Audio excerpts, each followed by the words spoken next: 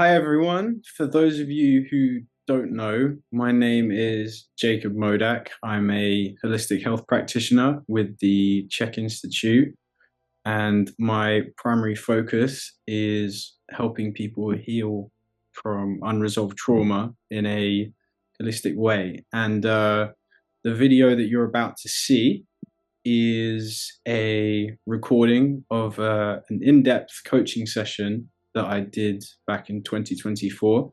So that was 2 years ago now. It's 2026 as I am saying this. And it's with an amazing individual who has given their permission for this recording to be shared publicly. And I feel so I feel so humbled and grateful, and also privileged to have been able to um, hold hold space and to have been able to support them through what was quite a journey together. To be very honest, like essentially going from a a, a state of chaos to one of um I would call it transcendent awareness, like a real awareness of what the challenges were,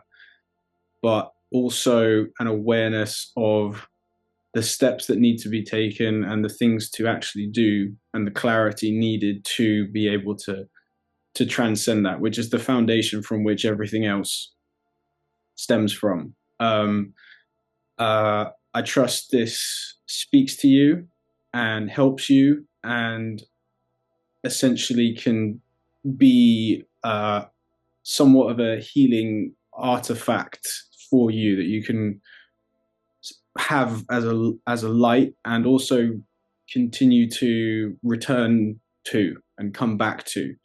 Um, and it also, if you feel like you need this kind of in-depth support, this is exactly what I built my program for. So feel free to click the link in the description of this video where you can find the link to schedule a call with me where we can discuss what you're feeling challenged with and how I and the program can help, which is exactly what I designed it for. So with that, I'm sending lots of love and now to the video.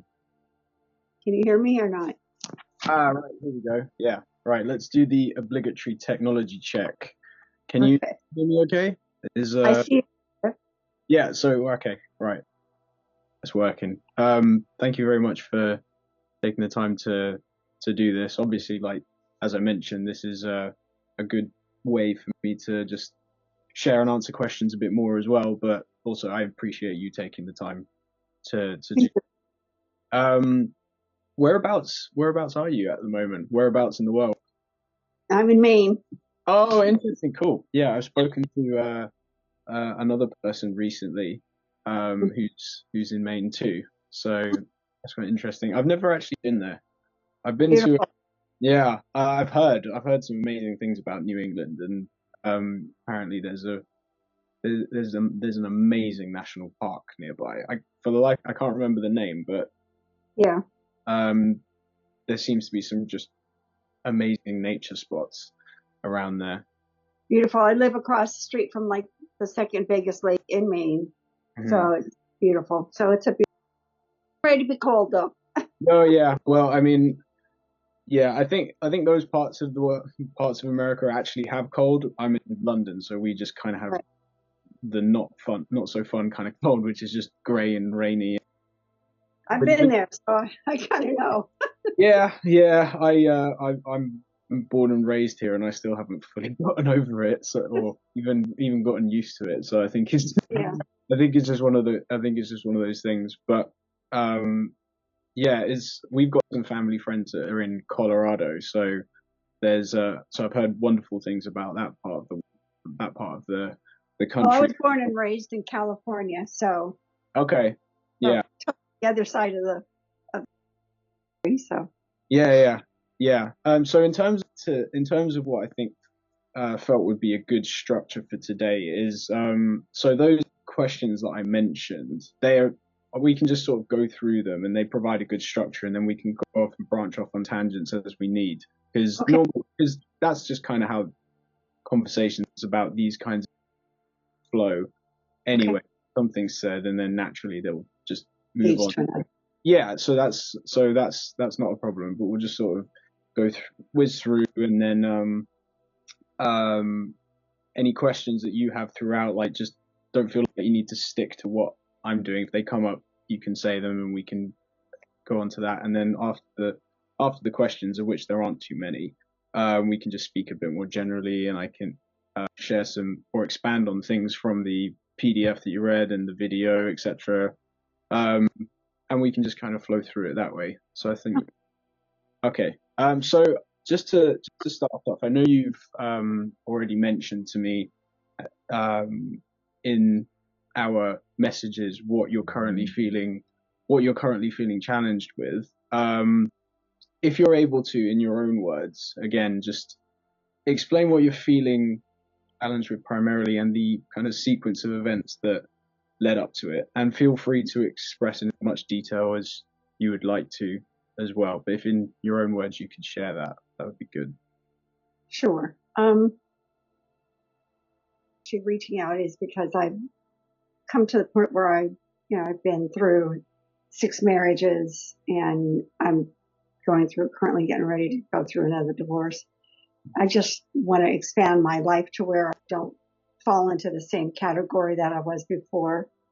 And I think I'm also I'm just come out of another kind of in another relationship in between that I kind of got catfished. Okay. You know, social Mhm. media is a conglomerate of catfish people everywhere. Yeah. So, I'm very aware of all that, and I'm actually shocked at myself for getting involved in something like that.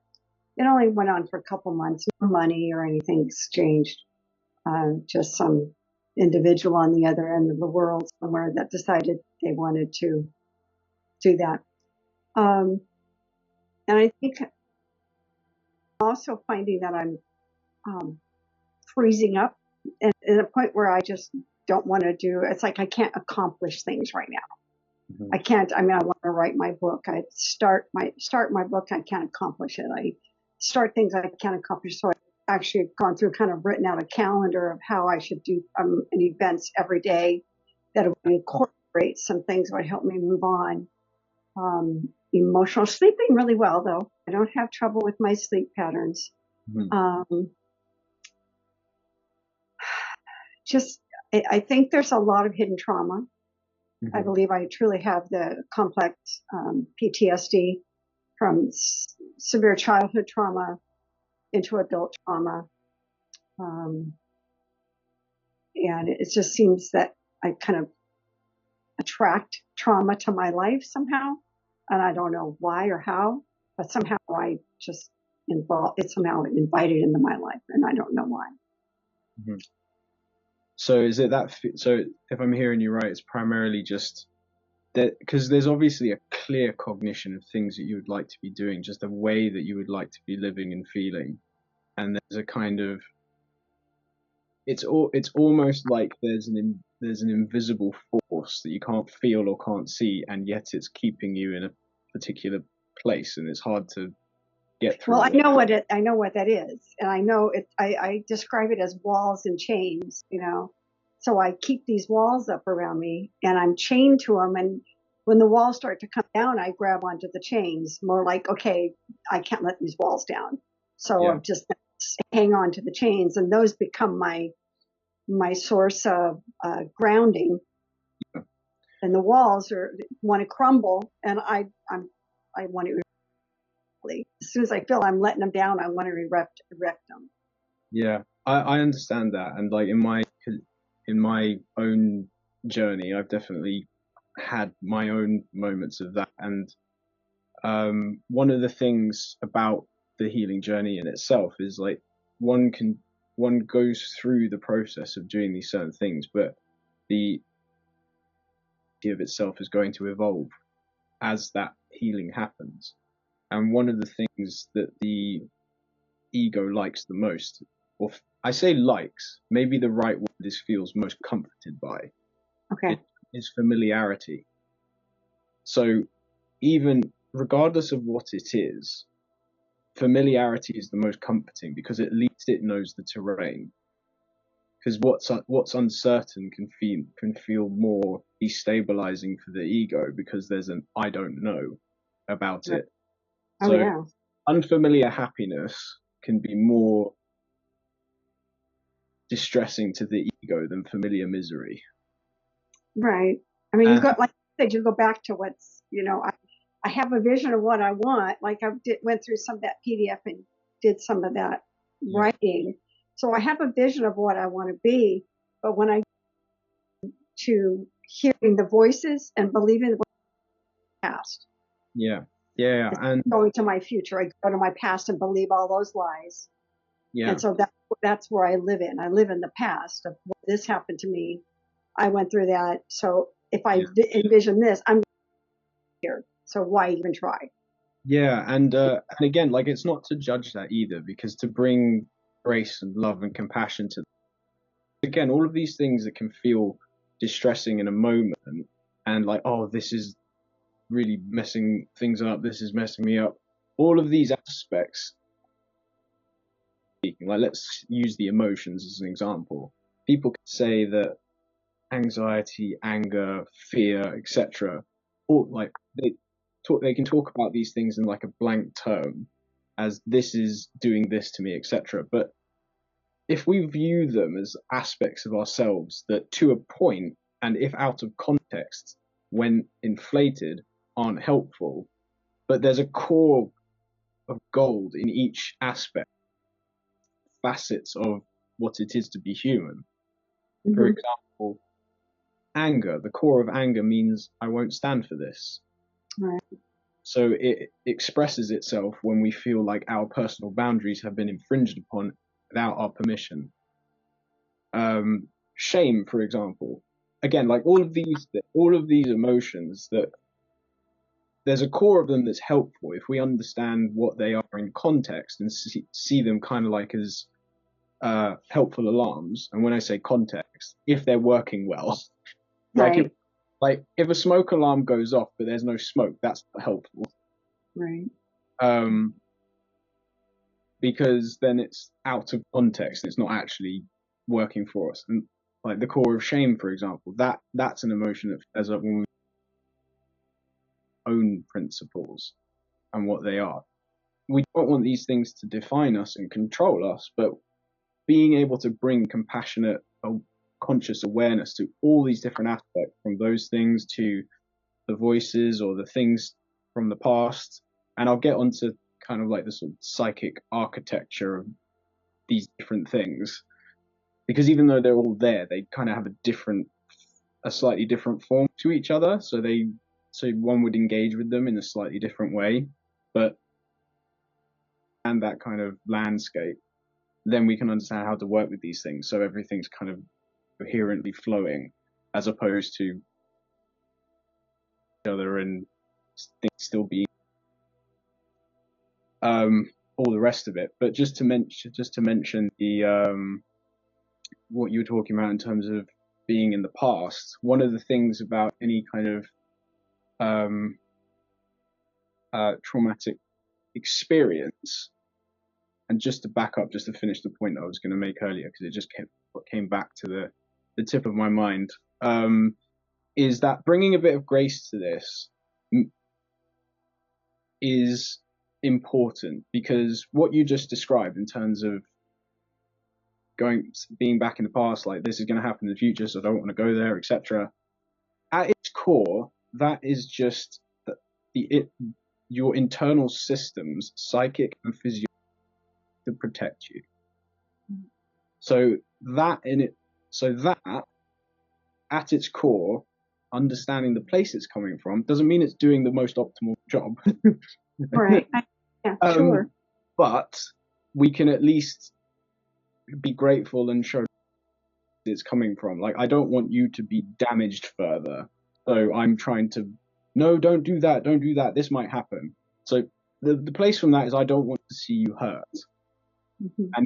And understanding that means that even though the certain aspects of our sort of internal alarm system may not be helping us right now, when we could bring love and grace and compassionate self-awareness to those moments, that's a really good place to start, because at least we're not fighting ourselves. We don't feel like we're damaged and broken, etc. We just feel like some things are a little out of pattern. For example, like in 2021, my sister had her first child, and it was really cool to see him growing up.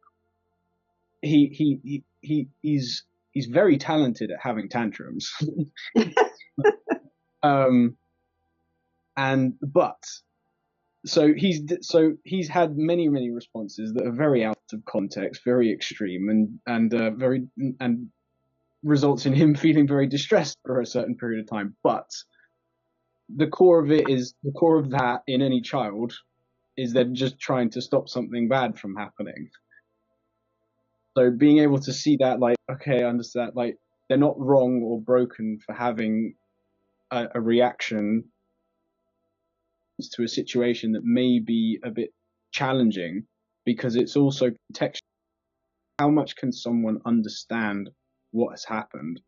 Like, I believe in the PDF, the example I gave for response is the distance of understanding that one has. For example, if a child burns their finger right on the stove, I can't remember. Yeah, exactly. That's in there, yes. Yeah. But it's the same kind of thing. Like, and again, it's not to trivialize the intensity of what people have gone through. Right. And I read what you described to me very carefully, and it's trivial. That's very intense. But at the same time, that principle still stands in terms of the degree to which one can feel from the past experience is related to the degree to which one can create a coherent narrative out of what happened, right, and allow that to then inform their. And there are other aspects to this which I'll explain later. But are you talking about what makes sense of what happened? Yeah. For example, and again, it doesn't mean we compromise healthy boundaries or give anybody a pass. But say, for example, I don't understand someone could have done that to me. Like, I've talked to many women and people that have come out of narcissistic abuse, for example. Right. Having an understanding of this sort of developmental disruption that causes someone's cognitive framework to be such that causes that behavior in itself allows one to understand, that's why they did it. So, and for example, and whatever someone else goes through, having an understanding of, I understand some people are capable of that, but it's not my fault that happened. Like, I'm not broken or damaged or stained or tainted. This happened, however, it does not need to define me. And even though I wouldn't wish for it, there is always a certain amount of growth and wisdom that can come from a situation, that can be drawn from it. And I'm very, very careful of the words that I use when I say that, because in no way am I trying to say that abuse is okay. No, I get that. But what I am saying is that if something has happened, it has happened. Right.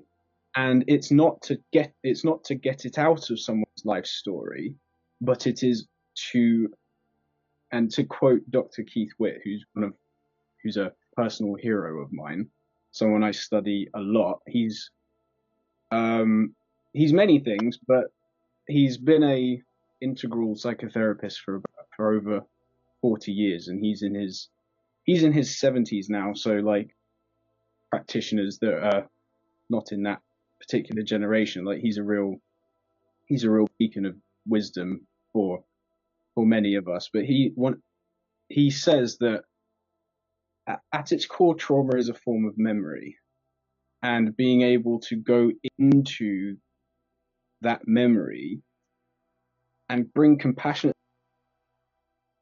is in that memory, and then ask the question, is that really true right now? And then we can rewrite, just how we rewrite a second draft of the book. We can rewrite that narrative, because the memory is not going to go anywhere, but the narrative in it, we always have the power to evolve. That's a human superpower we have, our perception of what has happened. And as cliche it is to say, the glass is half full or the glass is half empty. Right. Kind of cliche, but but we can use it because it's in the colloquial lexicon, and it's also very visual. You can do visual. Yeah. So the narrative in it, for example, and again, there's a lot of sort of technicalities to this, which I can explain later on, but the narrative in it can currently be one that's not allowing for a resilient narrative. That happened.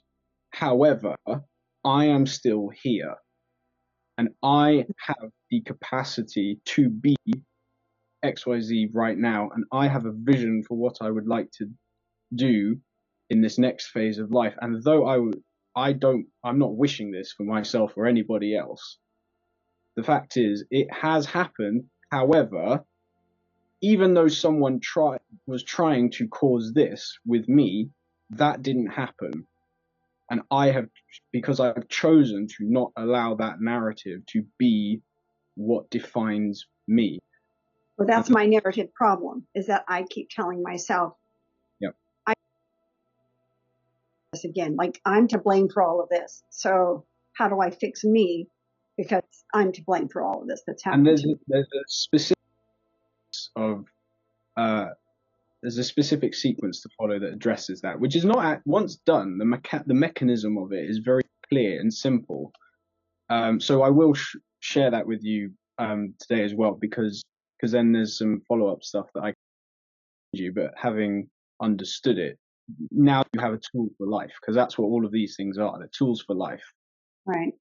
So, but in terms of why some of these voices can feel so entrenched is because whenever, and this is getting a little bit more technical, but because you also mentioned your writing, I'm sure like you'll probably probably enjoy it and probably find it quite interesting to understand. I find it fantastic. So. Okay, right. Well, all right. Amazing. Well, let's go into it. So, whenever there's a developmental disruption, and it can be non-traumatic as well. So it can be it could just be a developmental disruption, but it might not be. It doesn't need to essentially be rooted in like abuse or violence or something like that. But most of the time this happens a lot more intensely when there is that kind of developmental disruption, when it's very distressing and traumatic and there's a lot of pain, etc. Whenever that happens, there's an aspect of the psyche that kind of gets arrested in development. And what I mean by that is it stops at a certain point. But and those aspects, and this is why people can feel like they have fragmented selves within them, like they've got fragmented aspects. But what these things are, let me ask you a question on that real quickly. When you say fragmented, because I have memories that are just fragmented, and those are who I see as myself, the memories, not because I don't have total recall of anything. I mean, I just have blocks everywhere through all of my life. I have blocks. Through the traumatic experiences I've been through, it's all shut out, except maybe the beginning and the end of the episode. Yeah. So in terms of like what I'm talking about here is aspects of ourselves that feel like they're present, but they don't feel like they're working in harmony with us. So those would more likely feel like they have voices with them. Oh, okay. And the patches of memory would probably be more like like the full memory being a clear sky, but there's always bits of cloud coming in front, so you get a bit of a stream and then it's gone, and then you get another one and then it's gone. So it's kind of you're getting you're getting patchy flashes of images, and you're like, I can't fully remember that because it's not like clear. Or, like, And then hit me like I have a physical reaction to it. I literally take my head and push it away. It's like, no, I'm not going there. I won't allow myself to I don't let them in. Yeah. And again, like I understand that because if the ego doesn't currently understand them or feels safe to experience them in the consciousness of now, with the awareness to be able to redefine the narrative as one is refeeling something, then it will keep an arm's distance. Like, nope, not right now. Because again, like exactly. So with all of this, it's kind of like like if you imagine a child that has had a bad experience with water and now they're scared of going to the swimming pool. There's a very delicate way to reintroduce them to water. Like, we don't want to just chuck them in, but we don't. In the water, right. But we don't want them to not go in either. Right. If push them too much, sprint the other way. Do nothing, nothing gets healed as well. Right. So that's where it's manageable, but that's regulated by the individual based on how much of something that they feel ready for in a particular moment. Because just like that child, they may not be ready for a full leg in the water or climbing down the little ladder into the deep end, but they can sit on the edge in the shallow end and put their feet in with you the big safe nice person sat next to them with your arm around them and just like, look, okay, we're just sitting here, feet are in the water, look, this is okay.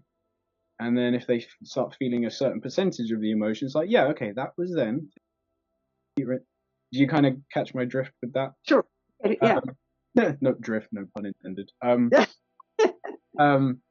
But in terms of these aspects of ourselves, if there's a developmental disruption, that aspect of ourselves kind of stays at that point. So if you think about it, like we grow through elementary school. I was going to say primary school.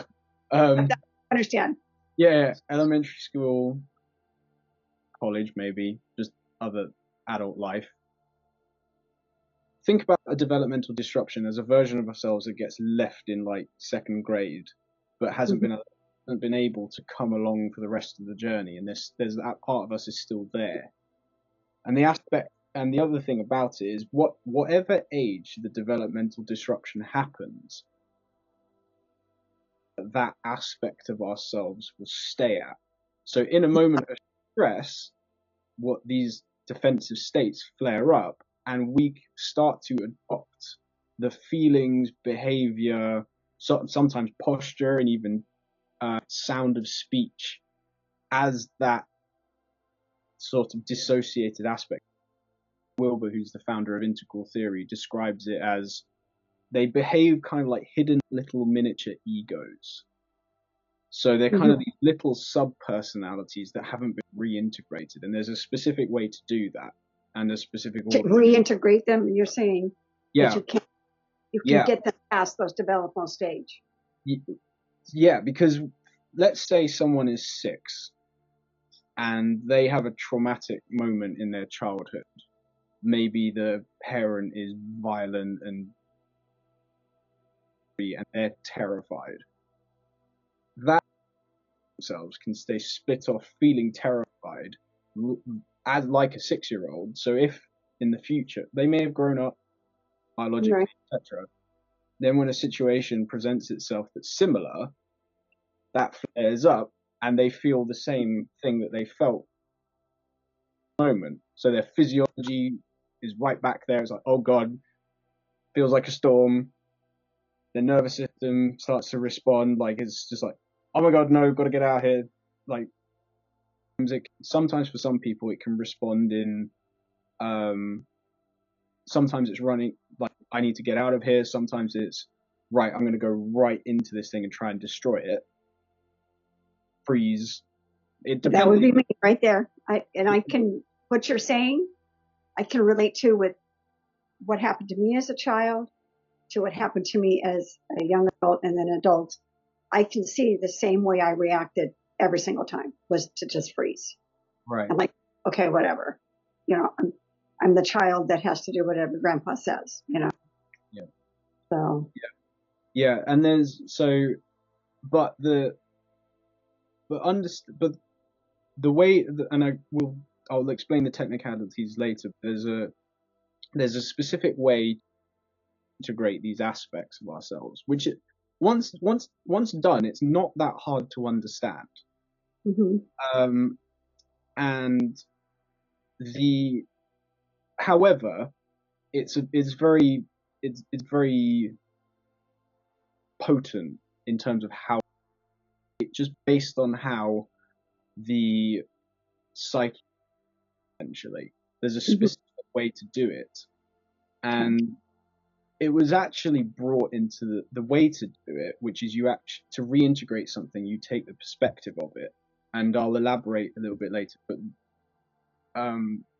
Sigmund Freud, who was the guy who brought the unconscious into the light of day, shall we say, him and Carl Jung and Alfred Adler and Otto Rank and all the other just geniuses that pioneered psychology and psychotherapy that we now know today. Freud was actually the one who explained how to reintegrate something, but there was something that was lost in translation literally for a really long time, but translator.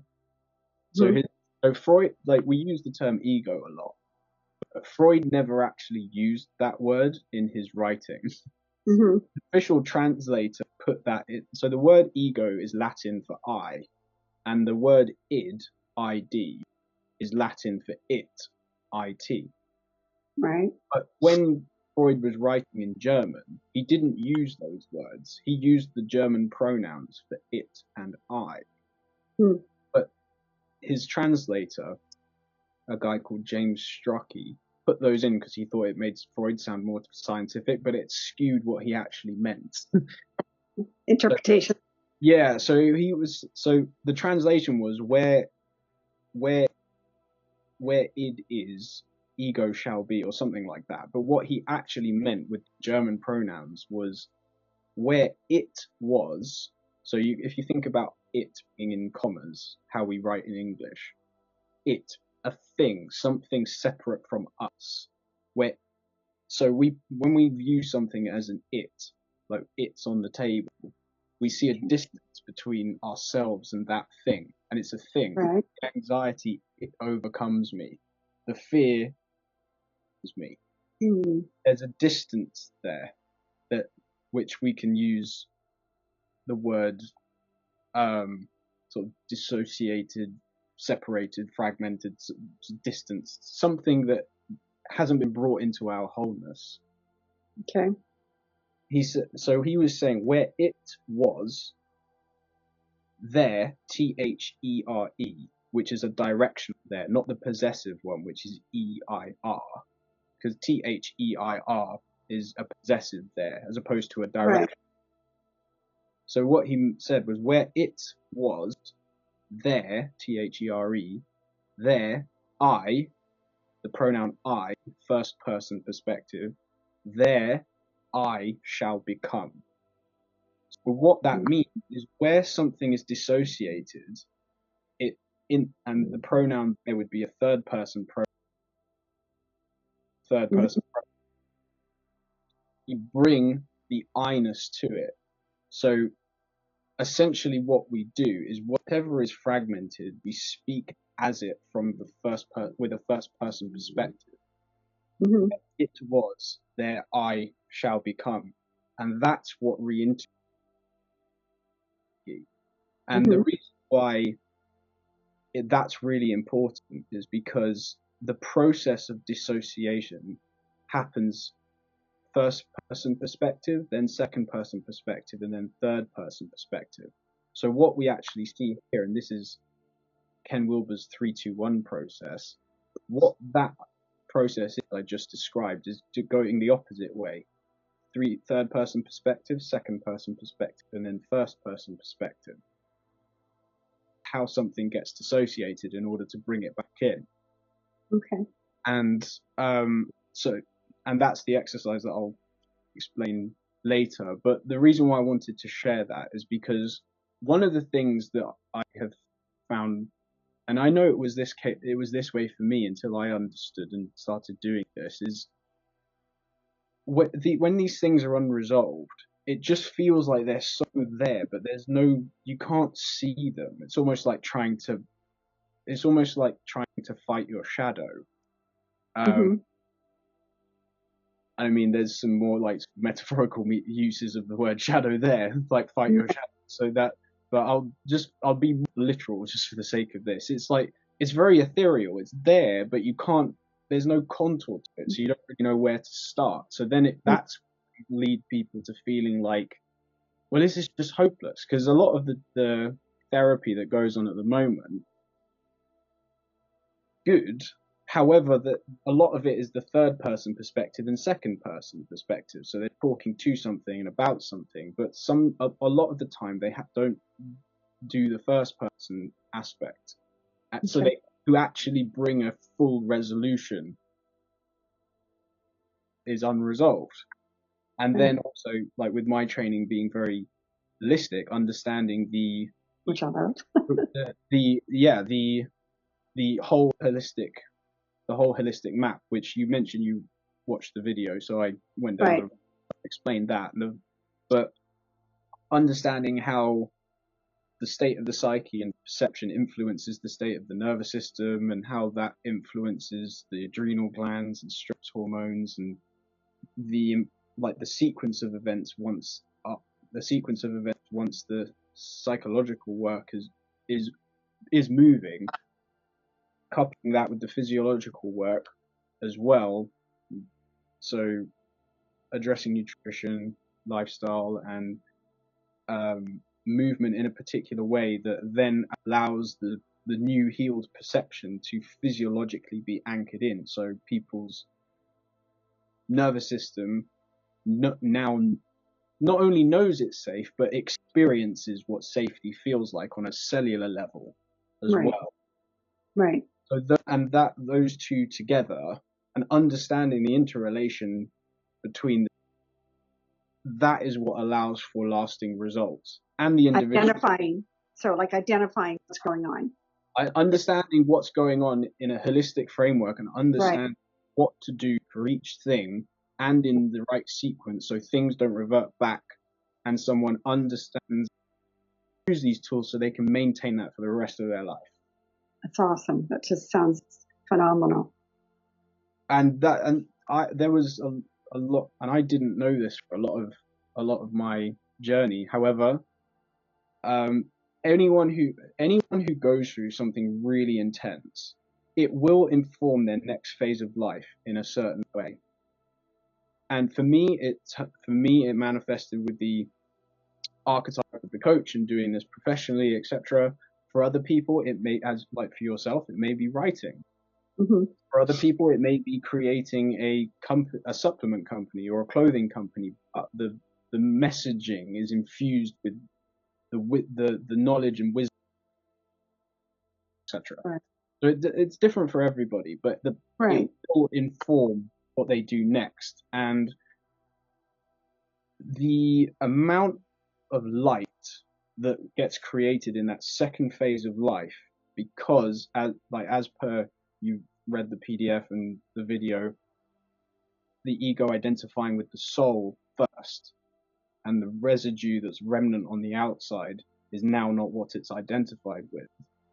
No matter how intense, how much what someone has gone through has been, because the anchoring to the soul is connected to love and source. And again, like the word God is very loaded for people. So I'll tell you, I'm a Christian, so you won't offend anything you're saying to me about love and source. because I will always take my source from God. Yeah. Well, the reason what I just say is when I'm explaining that is just whatever term allows someone to feel fully held by source Right.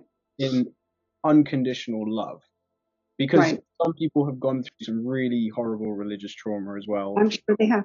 So so like it's so for some people that it's just that word.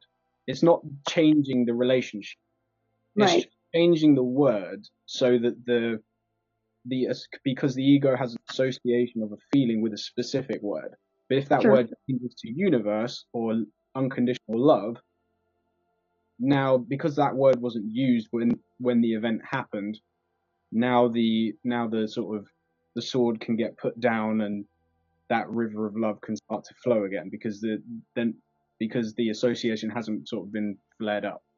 Right. Right. And then afterwards, once they feel that and feel the calming presence of it, then they can revisit that word again because they Sure. now have new experience of what that word was supposed to mean. So they can Right. redefine that word to their newer experience that's healthy. Right. But because that flow and that connection does not have a limit to how much it can expand, because love and source and God has no limit to how much it can expand. When someone starts to address what they went, that generally means it because they're aware that and now they're healing. So they're going to be more aware of something happening. Oh no, that happens. No, I'm not. I'm already dealing with this. That's not happening again. So what that means is there's a certain limit to the amount that has happened.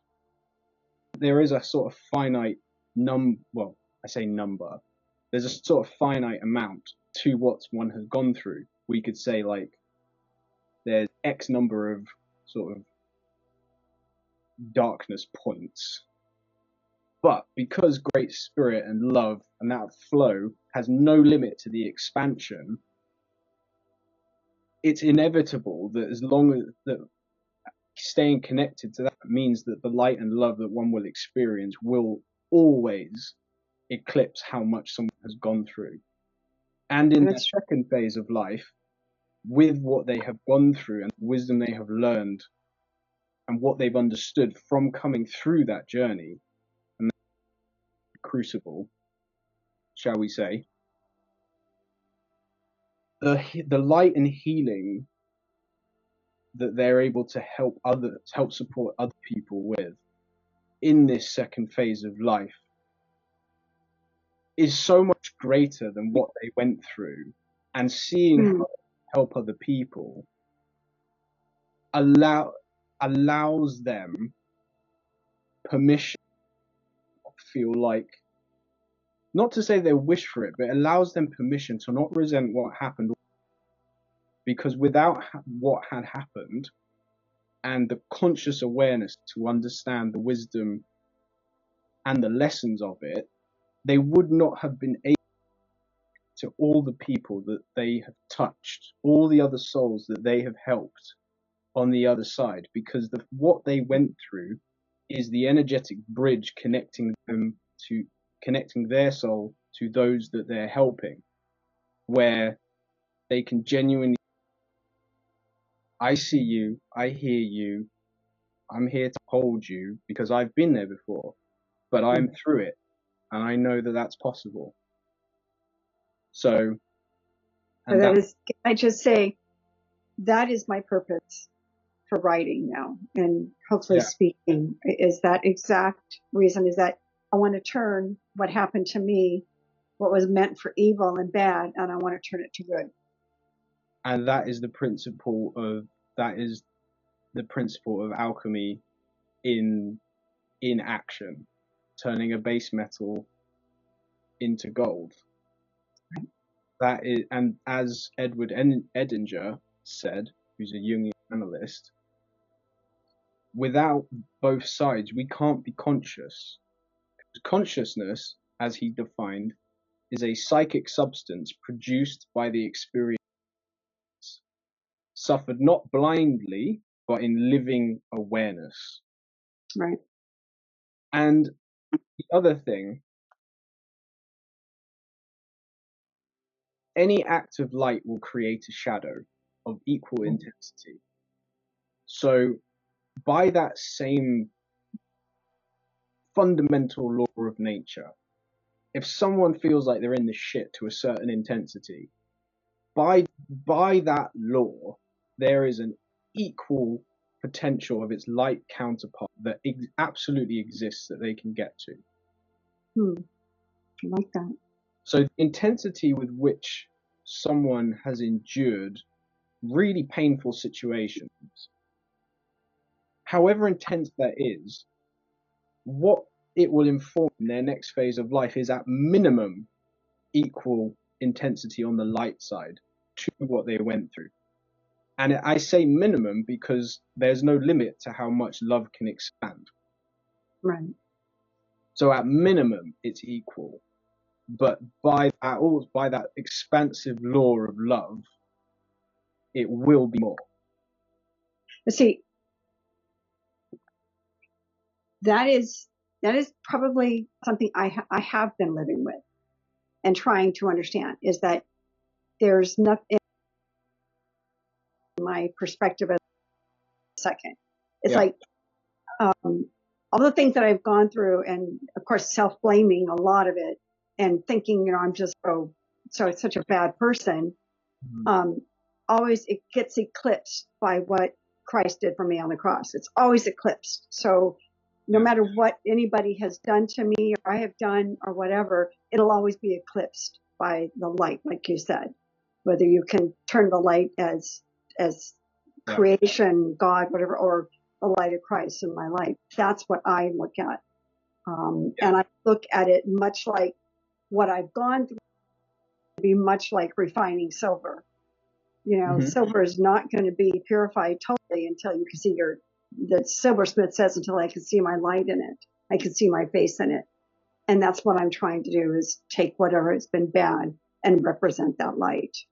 Yeah. And just like I wrote in that PDF, the truth of you, Victoria, and anybody else that's gone through something, just the fact that we're human, our true nature is that soulful essence. Right. So just like the analogy of the beautiful statue. Oh, I love that. Covered in mud. Right. It's not and once this is really anchored in, and again, I'll share these exercises with you later, just because once they're experienced, then it's clearer. But it then becomes clear that it's less of a I'm becoming someone. It's more of a case of I'm just removing what's in the way of the truth of who I am. That's beautiful. And that's really important, because that gives everybody the permission that they already had from birth to feel the way that they feel like they want to feel. And the thing is, I want to feel that way. It's like, yes, you should, because that is who you actually are. Right. And that's powerful. I mean, I read everything but until you said it right now, it didn't hit me. But now it hit me. It's like, let these things washed off, whatever it takes to get the mud off, to shine the beauty through, the real, what's inside that's been covered with mud. That's incredibly strong and powerful. Yeah, and it was for it was for me as well. My journey was this started for me when I was 14. So I had a very challenging childhood. Mine definitely manifested differently to yours. However, everybody has their experience, and there's an intensity to what they feel. And my sort of awareness of this kind of activated when I was 14. Didn't know what was why I sort of could see what was going on, or why I was interested in these studying these things and bringing them up to people that had no idea what I was talking about, and then I'm a 15-year-old talking about energy and all this stuff with parents and trying to bring up what's wrong, and I'm being looked at like I've got three heads, and then I spend my teenage years questioning my sanity. Okay, so you're very, I mean, I have a grandson just like you. People look at him like, what are you talking about? And he just wants to, and I can see that because I can hear it in your voice. I can hear exactly who you probably were at 14. Yeah, and so for me, that's where this journey started. Like, I was just very confused. There was just a lot of distress because I just didn't know what was going on. I didn't know why I was being treated this way or why I felt this way. But I had these moments too. And one of the things that really helped me was the conviction in the people's voices that shared these things. Sometimes they weren't direct. Sometimes they were on a video that I watched, or sometimes that's something I heard or something I read. Sometimes they were direct. But it was just it was the conviction of someone else as well that just allowed me the permission. There was a part of me that felt like it was hard in that aspect of myself. Their conviction was enough to give me permission to believe their belief in me, to start that belief process, and then it just anchors in slowly, and as our ego, just that deep wise self in us, that soulful part, and really anchor to that, as Carl Jung describes it, as the individuation process. It doesn't identify with the residue anymore. When it's identified in the outer layers, that's when it starts to feel constricted. And as Dr. Keith Witt said, if we haven't experienced ourselves as beautiful and just connected to source and loving to that degree, we haven't experienced that. We haven't gone deep enough. We're still in the outer layers. And what that means, that is the experience. It's not like some people get it and some people don't. If someone hasn't had it, they just haven't got there yet, but they will. And that's what, and the other thing is when the ego is identified with that deep part of us, it won't try and cling to the I'm worthless, I'm this, I'm whatever, because it's not worried about its identity being washed away, because what's being washed away is not what it's identified with. And that's also one of the reasons why it can cling and not want to actually relinquish stuff, because it wants to feel like it exists to some degree. And that's why, like, what's worse for a child than being abused is being ignored. Because if they're being abused, that's horrible. But to the ego, they're still being seen to some degree. But that's why it's so important to calibrate perception and anchor the egoic aspects of ourselves to the right deep truths.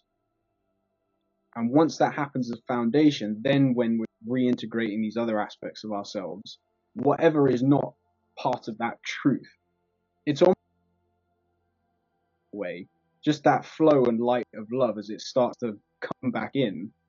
Well, I say come back in, it's more like the dam kind of gets released. Okay. Just that flow starts to clear the residue just by itself in general. Like a fast flowing stream, the water's crystal. If the water's not moving, that's when things get stagnant. Right. That river of love that flows through us, which we call spirit, once that starts to flow again, if we think of our energy like our energetic waters, they start to clear too. Right. And as the definition of spirit being the flow of energy and information. So we have source,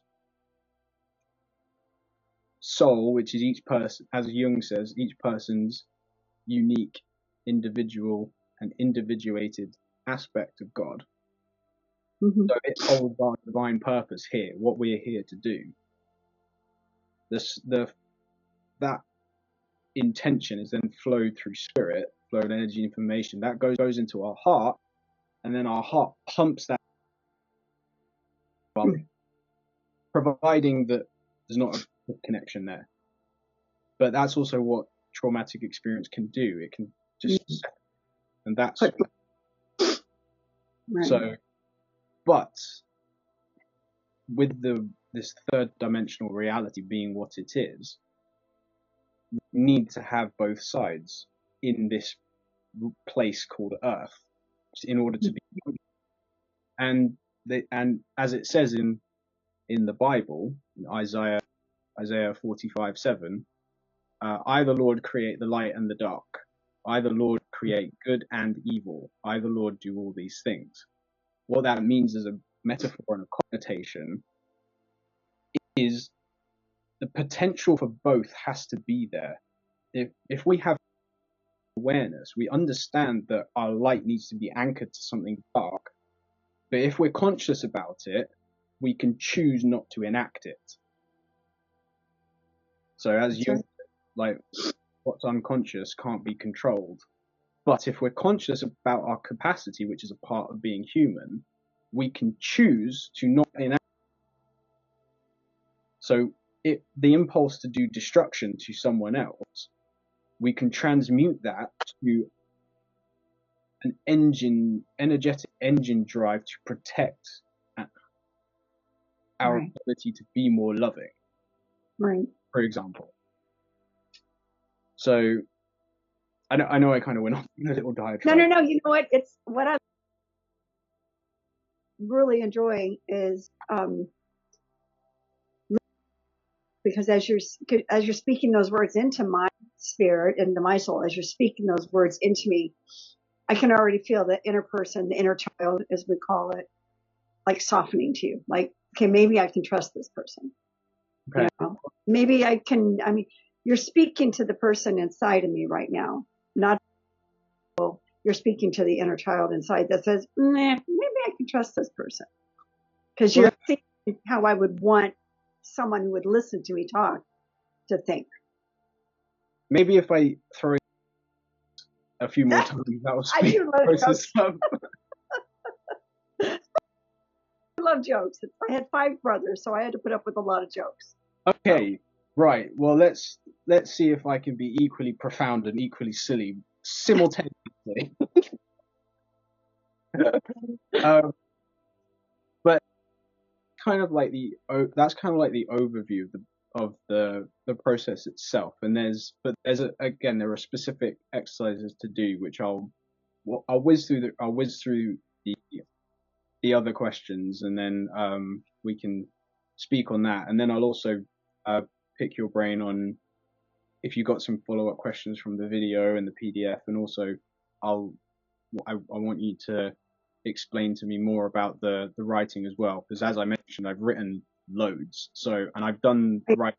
I don't know how you've done it, because I feel like I'm stopped. I have everything inside of me to do, all the desire, all the things to write. I feel stopped. I just feel like like they say writer's block. I just haven't even been able to find the block. Why is there a block there? You know, I wouldn't call it a block. I would just call it to me it just sounds like the ego has an inkling of the places and terrain one would end up visiting, and it's almost like, is that safe? I don't know. So it's more like that's what it feels like more versus a block. Because if your ego feels like, okay, it's safe to go there, I don't think you're gonna have a problem type it like pages out. And I'm just saying that from my own experience. So well, I will like absorb like a sponge. Trust me. I mean, even though I'm the age I am, I would look at someone like you and go, oh, please, just, drown me in it.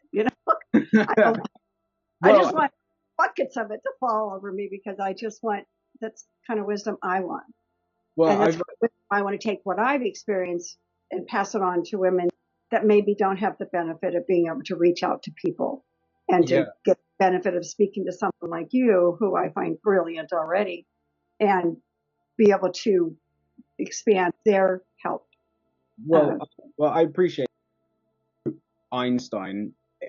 Everyone's a genius, but if you judge a fish by its ability to climb a tree, it will spend its whole life thinking it's stupid. So everybody is here with something just absolutely genius about them.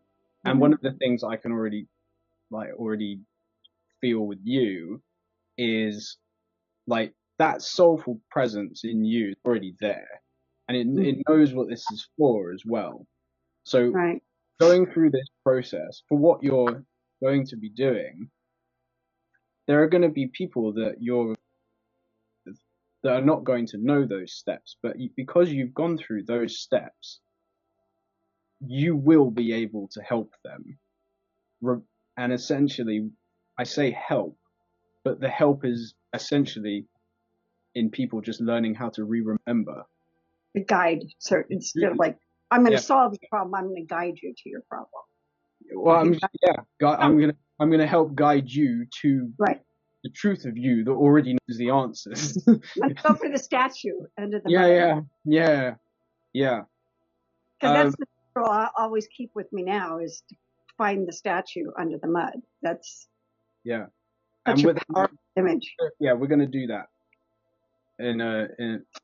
Well, I'll share how you do it, because the process, once you understand it, you can just do it all the time. And it's something I do. Again, it's a life practice, life process. It's not sports, so it's not a seasonal thing. It's not a seasonal thing. It's not a winner or loser. There will be seasons in it, but the point is, it's not a winner or loser, start stop type of thing. It's a practice. It's a life practice. Breathing. So everything with myself, as day one, Paul Check's lesson: if you don't wear it, don't share it. I love that. That's cool. Yeah, that is the foundational rule that I have been brought up on. In terms of it, the one to use, that's for sure. Well, there's that people can have plaques on the wall and all the rest of it, but there's nothing more powerful than I've been there and I've come through it and I know how to do that. Exactly. With what you experienced, and you didn't go into a massive amount of detail, but it was clear enough. And the fact is, you are still here, and your energetic disposition is still clear. An expression of love here. There's some stuff to address still, but that optimism in your energy and that to not give up on the truth that love is always there, despite all of that, is amazing. And it's not small in any way, shape, or form. And it's something that most people won't understand if they haven't felt it. I agree. I've seen that. But you have all the permission in the world to hold that in really high regard within yourself. And it's not something to not be proud of. It's an amazing thing. And it's a reflection of the truth of you. And if that truth of you can endure all of that, what does that mean about how strong the truth of you is?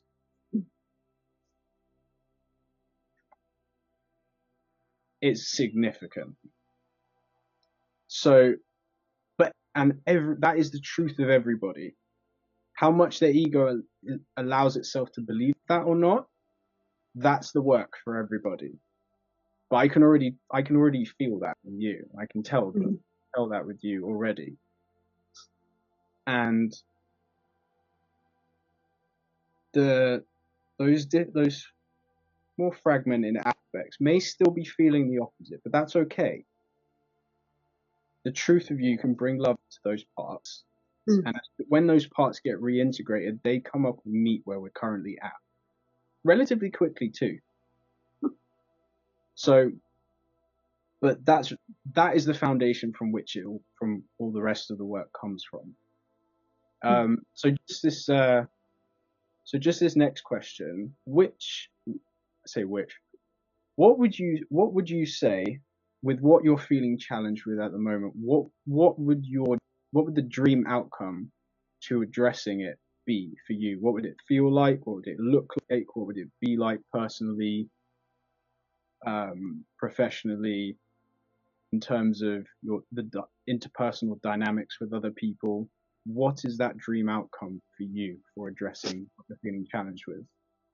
So I'm going to answer it, and then please redirect me if I'm going off in the wrong direction. But I feel like, because I wrote a little bit out after, I read the PDF and tried to answer some of those questions.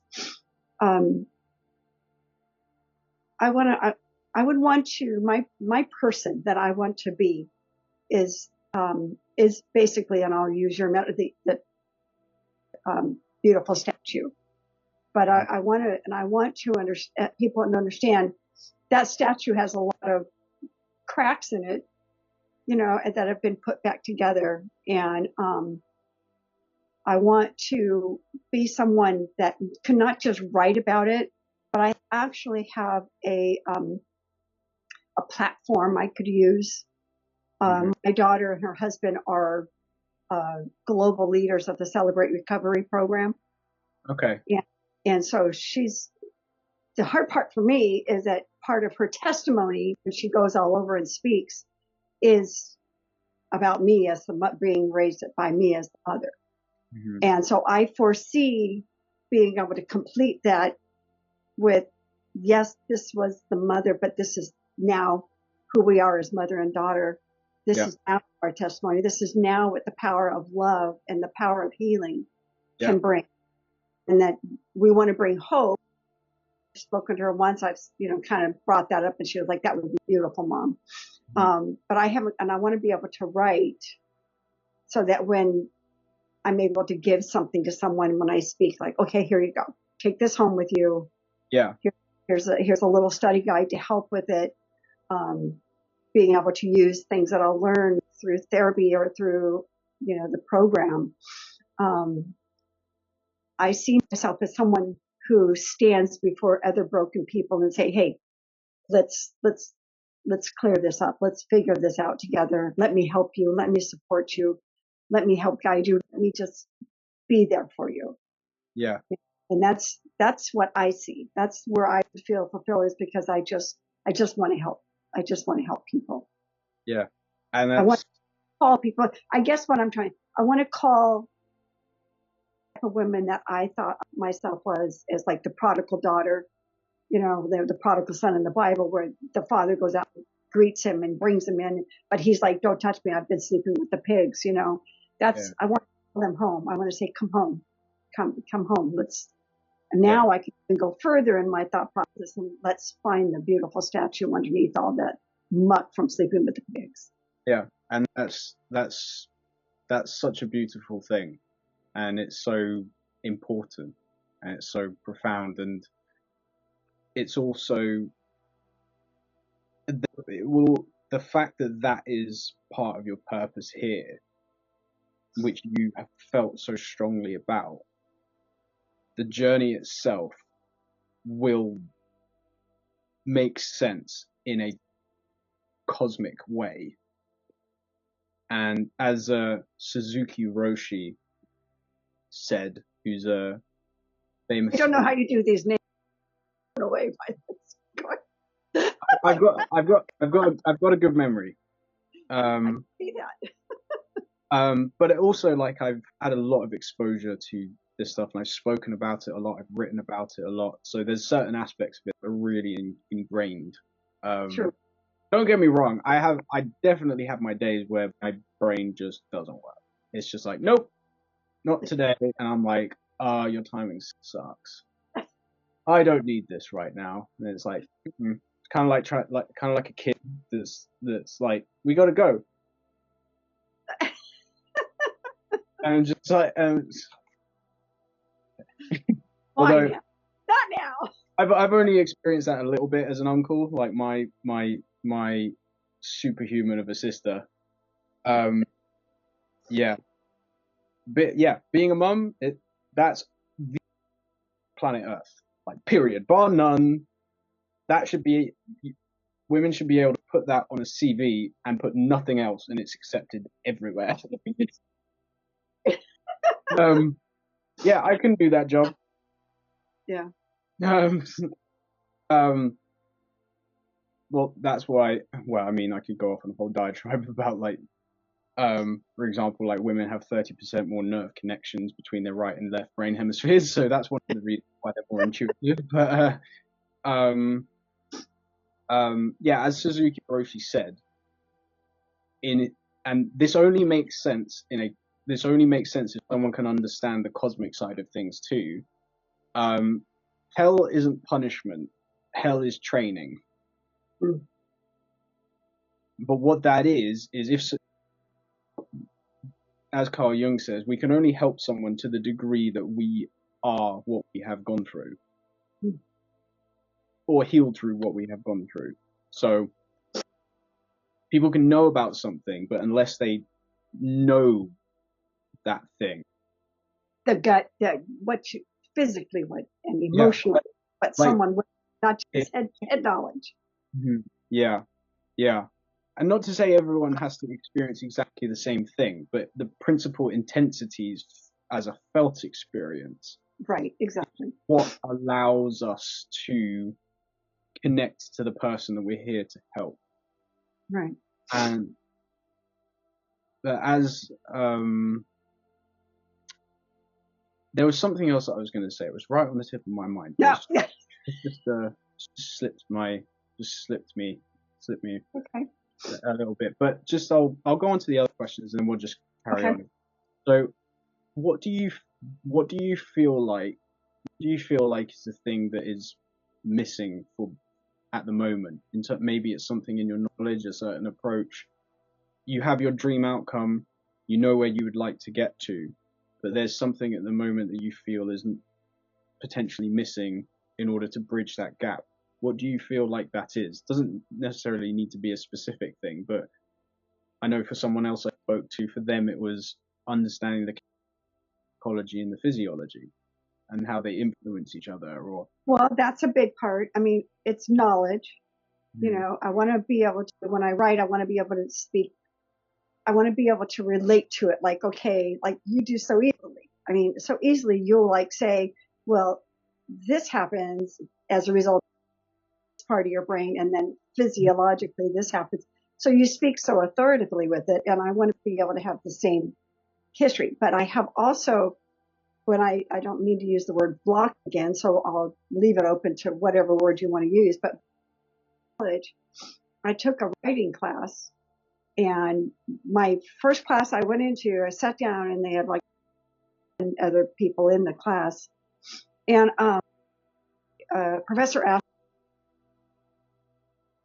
and apparently she didn't like what I wrote, but I wrote a story about a child in a mom's womb being aborted and what the child hears and feels. And she hated it. And she told me, you'll never be a writer. You'll never be able to write. You're horrible. You just leave my class. And I just got up and left the class. So I don't know what that hit her at. Must be a personal level. But she probably had it. I'm guessing, right? And maybe she feels horrible inside, but wants to reject that because then it hurts. She probably doesn't even know it's there. Yeah. But it damaged me. I mean, it told me, it told me I'm a terrible writer. And so every time I sit down to write, security little voice that says, you're a terrible writer. You know, what are you going to put in there? You don't know anything about this. You know, so those have been everywhere. Well, I'll just quickly reframe that little story. That's not you're a bad writer or etc. The technical aspect of writing, someone's either trained or they're untrained. And that's why I was there, to become trained, right? Yeah. And the was responding to was the content, the emotion that was elicited. But what the emotion was an energetic invitation to explore what's unresolved within someone. And anyone who's not ready to do that will revolt against it. That's often one of the reasons why enlightened avatars like Jesus, for example, are completely misunderstood, and they end up getting all their shadow projection from society, and then they end up getting treated rather suboptimally as a result of the sheer light that they're having, that shines on, acts as an energetic mirror to what people have not yet currently dealt with and aren't ready to address within themselves as well. Like, Right. like Christ as a figure is a symbol of Christ consciousness, the capability, like the capacity of a human being in terms of what we are capable of developmentally. And there's been many such avatars and figures that have that are still known about: Shiva, Krishna, many from the East, Right. which I'm quite connected to because I'm half English, but I'm half Indian as well. Oh, okay. My dad's side, and the figure of Buddha and Lord Krishna and other ones like Lao Tzu in China and Meister Eckhart, mystical Christianity, and we got the Sufi prophets, the mystical branch of Islam, and they tend to say similar things. But people speaking about love and healing in this way, just when someone feels that, it's an energetic invitation for other people to look at that as well. It's like the light shining, but people that have egos that aren't ready for that tend to react violently to it. Right. So, yeah, I understand. So I understand the kind of dynamics of that. I mean, it was in front of all these other people, so I'm sure there are other people there too that were probably affected by it, like, oh, she's going to think I'm a terrible writer. I mean, I don't think people understand their words, how damaging they are. Yeah. So I kind of want to get past that step. And the concept of being able to grasp, how do I help somebody through this, unless I can help myself through it. I can issues. I don't want to be saying, oh, I went through all this, without offering the hope as well. Yeah. And that's these exercises that I'll share that I learned that were just so helpful for me. That will come because through doing them we have the felt experience. So then the understanding of it and the ability to convey it and the belief in conveying it comes after the knowing, because of the felt experience of it. Right. And now the ego doesn't need to sort of pontificate so much because it is a felt experience. There's an intangible, energetic tactileness that it now knows because of what's been felt. And on the other side of that, if someone doesn't believe what you're sharing, because you know that it's real, because it's been felt, it's okay. It's just they're not ready. Right. Which frees oneself up, because even if someone's saying something like, "Oh, you're this, you're that," it's like, okay, well, I know that's not true, right? But I'm sending you lots of love for where you're at the moment. So we don't need to try and convince ourselves that we can feel a certain way, because we are feeling a certain way. Right, exactly. Well, and that relates to what Carl Jung said in the Red Book, which was, I want to be like the sun. I want to exist by my own force, like the sun, which gives light and does not suck light.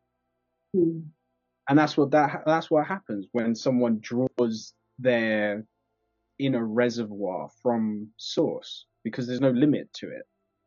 Boy, that's They're true. not, and they're not drawing from other people. They're just shining outwards. Hmm. And I like that. because that's what it is. And Hmm. that source doesn't stop because that river doesn't stop flowing. So And what they, I'm hearing is that you can draw from an endless source yeah, flow without feeling like you have some kind of, okay, I've used as much as I'm supposed to today. yeah, No, you no, can it's just endless. endless. Yeah, you can just and as a sense for that, then you have plenty to flow over to other people as well. Well, that's the natural aspect of it. So, like, you feel so full. The only thing that makes sense is to share it now. Right, right. Well, and that was actually that's kind of what I was thinking today when I was driving home from. I had to go pick up some medicine, but I was driving home and I was thinking of kind of like anticipating our talk a little bit, and I was thinking through how could I describe the way I kind of feel at the water, where the water is just flowing over and it's not going anywhere. Hmm. It's on cement instead of soil where it can Yeah. actually feed in. And I want that water, that flowing over of this joy and love and peace that I have in me anyway. That's endless, as you would say. It's flowing, but it's not going. It's not going in and producing Yeah. any fruit. And that's not. I want it to be able to produce. Well, yes, I understand. It is, but you're right now. You're thinking about it producing for other people, but That's true. the phase that you're in, all of that needs to make you grow, which it is right now. So Nice. you're going to grow, and then you're going to make fruit, and then you can give that to loads of other people. Hmm. I didn't And think. I see. You just changed my thinking just right there because um, that was a good thing. What you did is what I mean is that I don't focus on myself. I focus on others. I'm like I kind of put myself behind everybody, like everybody else. But again, biblically, you're supposed to love others as yourself, which means you have to start with yourself. yeah, and but You also can't love others to to go loving back yourself. and to go back to that original point, like that, it's not a bad thing. That's just a reflection of how loving you are. Like you obviously just have so much love for people in the world, and it's like it's tangible. Like energetic connection is not local, so there's a felt experience here as well, and Mm-hmm. it's so real, it's so clear, and it's so radiant, and what it's going to be doing for people is just so exciting. And at the same time, like the foundation from which we help other people is being the example of what is possible on the other side of the healing journey. Right. And it's also important that we do that because the people that we help as well are not only going to look at what we can help them with and how, but they're also going to be learning through how one just holds that space. And I'm very empathic as well. That is my nature. I can see that. Right. I can see that. Like that is my nature as well. But at the same time, that's the balance between nirvana and samsara as well. So in the Eastern tradition, nirvana, oneness, God, there is no suffering, just wake up and it's gone. That's true. The samsara human side, there is pain and suffering here. That's also true. Both are as equally true as each other. And they're not supposed to be reconciled where it's just one or the other. Mm. We have the balance of both, and that's where the paradox comes in, and that's when you get. I call it like the witnessing cosmic giggle. Like it's just you just have to do that. It's like, all right, okay, yes, I understand all one, but yes, it's all human. Okay, all right, well, um, and when we are that example, we allow other people to realize that it's okay for them to take care of themselves first. Because again, if I click my fingers and everybody on planet Earth just took care of themselves, literally everybody, to this degree that we're discussing, well, we wouldn't actually need to help other people. We'd just commune. Boy, that's powerful. Actually, that is extremely powerful. Oh, no, hang on. Excuse me. No, I got to end this. Doggone it. Decline. Let me get you back. Yeah, we're here. I don't know how my iPad is set up to accept calls. That's just bizarre. Okay. And I was going to say that the image that I'm visualizing is, oh, for goodness sake, stop it, writer. Grandson keeps calling. I think the image that I'm getting is and it's, I don't want to lose it because it was such a powerful thought. The image of the two parallel things happening, and they're not connected, as separate. And then you get that little giggle. That's exactly what I feel, is that how do you almost can't explain it, because it's like, how could Jesus be God and yet Jesus human, yet God? I mean, how do you reconcile that? How do you reconcile that all these people we've known now that have died are they just not around, or are they somewhere? It's the separate spiritual world versus physical world.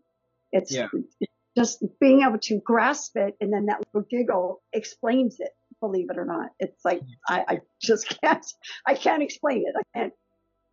It's there. Yeah, because and the giggle is because the more you kind of giggle into it, the more it kind of well, this is kind of like a Netflix drama for the heavens, in a way. I mean, Shakespeare said it: "All the world's the stage, and we but merely play." It doesn't mean that it's not profound, because one of the aspects of this third dimensional reality is duality.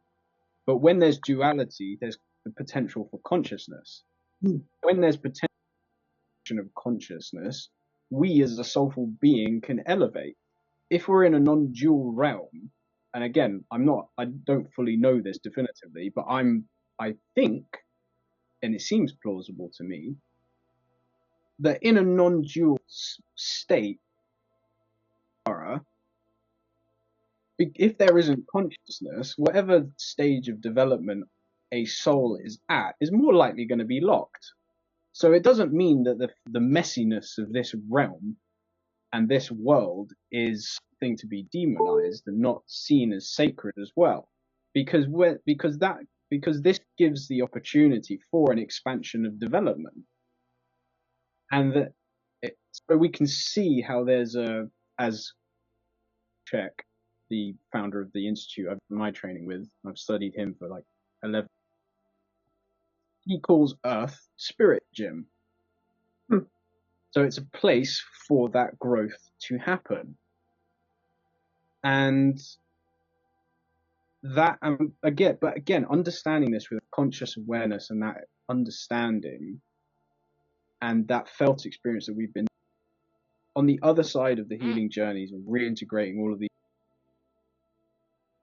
sort of fragmented parts. So we're doing the spiritual work, we're also doing the sort of mucky psychotherapy work that's necessary to clean the mud off too, which is a bit of a messy job, but maintenance is easier than the whole gamut in the beginning. Right. It's going to be a bit messy in the beginning, but like, I kind of feel that. I mean, but you have to be willing to get messy. Yeah. I mean, we're dealing with mud, right? Yeah. But mud can be messy, but also, like, if you got a load of shit on the soil, some pretty beautiful flowers can grow. As they say in Buddhism, like, the more beautiful the lotus flower, the more shit it's growing. Well, they say there's a lot of nutrients in dirt, so.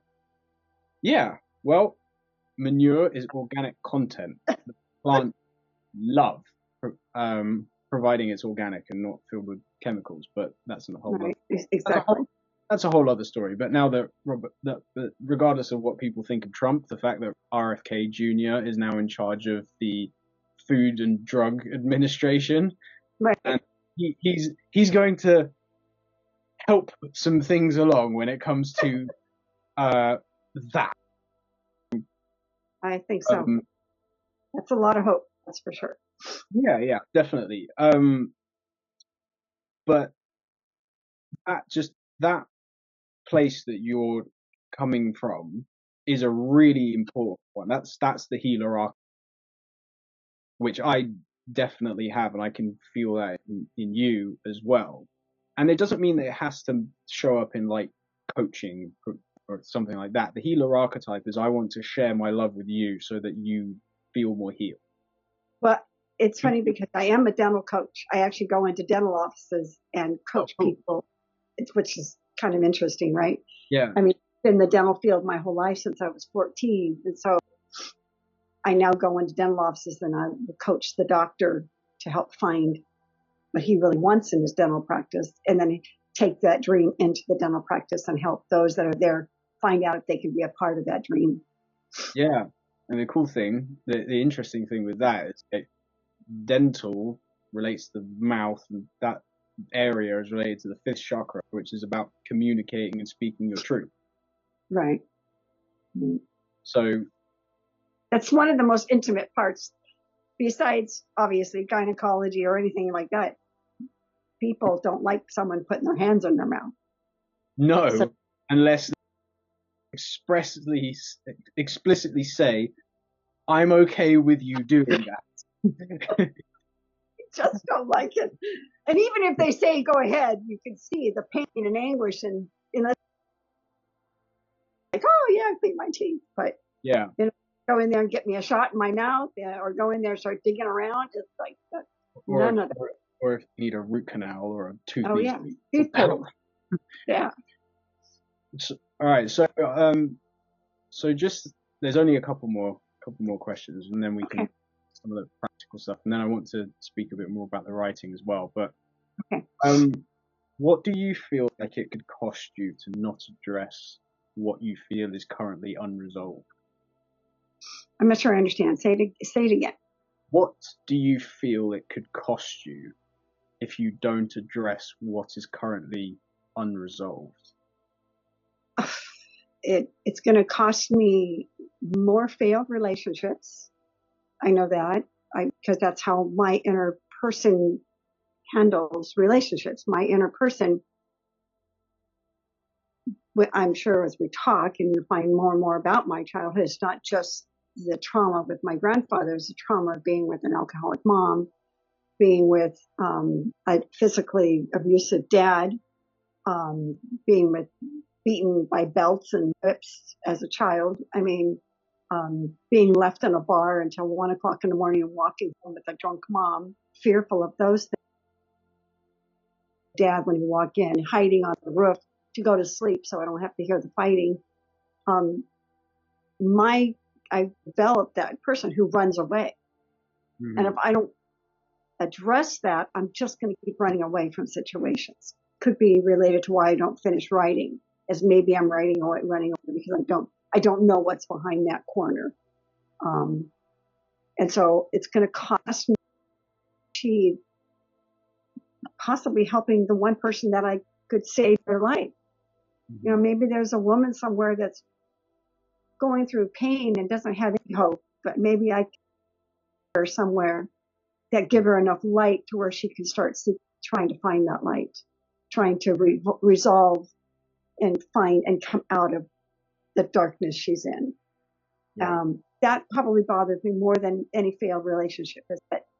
Is there one person somewhere, or can I help myself to be not to live a fuller, joyful life?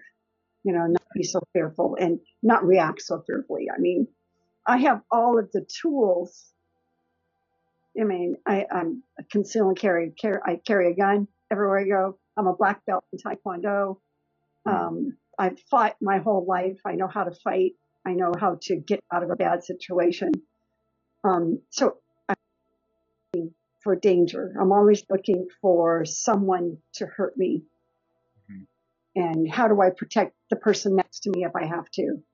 You You know, I had a situation coming out of a bank where a woman came out with her purse and some man ran up and grabbed the purse. Big man grabbed the purse, ran after him. Fortunately, he turned and started laughing. He goes, "No, no, that's my mom." And I went, "Oh my God.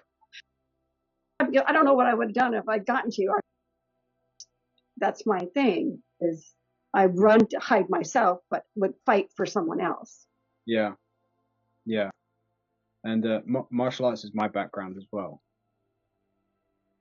I I was Thai boxing for 12 years and did a lot of Brazilian jiu-jitsu as well. So I started My that. friends all do Brazilian jiu-jitsu. Yeah, so I did that for 3 years, but that was nearer because I was Thai boxing for such a long time and really into jiu-jitsu came a little bit later. So I've let that be on a bit more of a pause, but that was my whole teenage years, just Thai boxing, just constantly. Right. I love it. I mean, I love being able to defend myself, but I don't want it to be an emotional thing all the time. It's the place from which one engages with it, and what I mean by that is, it's a natural thing for in the response when someone has had traumatic experience, they understand that that is now a possibility in the world. But problems come if the ego has allowed it to expand to the point where it feels the world is inherently dangerous and there are only tiny pockets of safety in it, and those pockets are only the ones where I am only here. That is a protective definition of the and perception of the world. For example, things were done to me, and they were done to me by men, and men are everywhere, so now I can't escape them. So, and because they're everywhere in the world, then the world is inherently unsafe, so I can't feel safe in the world, and so I can only feel safe when I'm by myself or something like that. On the other side of the healing journey, what it comes to is the world in general is fairly safe. There's definite aspects of danger that I need to be aware of, and I'm not naive to, so I'm not talking about naivety here. However, in general, in a sense, so I'm talking about context here. Drop someone in North Korea or Ukraine right now, that's a different situation. Right. But in general, for the most part, the world is generally safe, but I just need to be aware of people and patterns of behavior in areas that are likely to be more dangerous. But in general, I'm safe. That's a different disposition. Right. And that's what, so the form of perception is held by those fragmented aspects. And a lot of the times they seem slightly irrational because the disruptions happened at a very young age. Like little Victoria, like from a situation, because what child is capable of dealing with that stuff? Right. So again, it's bringing, it's not to have things stay the way they are, but it's to bring grace and compassion and loving self-awareness to these situations, so that we're not trying to cut off parts of ourselves psychically. Like, this is a bad part, we need to get rid of it. It's understand why they're behaving and feeling a certain way, and then go in just how, like, if a child is in distress, there's a certain way we're going to be with them in order to help them understand how they can feel better. Right. It's a similar kind of thing. And so what I'll do is I'll just ask the last question, then we can get onto that. But what you said, like, I really understand. So this last question, it's just I'm just going to say a sentence, and I would like you to fill in the blanks for me. So the sentence is, I want to go from sort of like problem state to solution state so that I can dream state, essentially. So if you just fill in the gaps for me there. Well, I want to go from always wanting to do this to actually doing it. Yeah. So that I can fulfill what my purpose is. Yeah. Yeah. And that's simple, powerful, and beautiful. Right to the point. That's And exactly, that's yeah, exactly what I feel is I'm so tired of being stopped at some point, and yeah, it's me stopping me. yeah, You know, something inside of me is stopping me, and I anymore. I want the walls to go away. I want the chains to go away. I want the voices to go away. I want to accomplish at least the goal so I can feel like now I can be a vital part of the community to add whatever part I'm supposed to add. yeah. And so what I'll do now is I'll share the practical uh exercises. And as I said, like the main thing is so that you have the experience of them, so that you now know the tool. So you have that tool now. That's the main thing. And on the other side of doing these, what you'll find is the way that you described it just there, like your worth here in the community is already inherent. That doesn't need to be bought or earned through like now I'm being loving or something. But because you have all of that in you, it's your choice to share because Mm-hmm. that allows you to feel more whole. Well, it allows you to feel more whole in the sense that this you have this love to share and you want to share it, so it's right and healthy for you to share it. And But I yeah, want, that's the point. It's your choice. That's the point. It's your choice to, but you're not doing it, and you're not doing it from the place of I feel diminished, and if only if I do this am I worthy of that feeling. I see, I So see. it doesn't mean we don't. It doesn't mean we don't do that, but it's like as I've said with say because I've spoken to some um, professional dancers before. One of the ways that I shared it with them is like you're not a dancer, you're you first. You're a deep soulful being who happens to dance. That's with full passion because that's how you want to show up in the world and share your love. But your sense of worth as a being is not tied to the rise and fall of that thing itself. Your worth is already inherent. Just how like as I've said to other people, when a baby is born, that baby has achieved zero in the material world. But hopefully, anyone who sees that baby, providing they're of right mind, will not say, "Well, they haven't written a book. They're a bit worthless, aren't they?" They're not mm, going to say they're not going to say that about a baby. right, And we were all babies once, so right, why would that change? Doesn't right, Of course, as we get older, we have more capacity to make manifest our purpose in the world, so we shouldn't shrink right, either. But nirvana and samsara, that nirvanic truth doesn't, right. even though our samsara ability, now that we're older, we can actually sit down at a keyboard and type some stuff and think coherently than when we were like 8, for Right. example. Doesn't mean we don't share that, but that absolute truth, that nirvanic truth, doesn't leave us. Mm-hmm.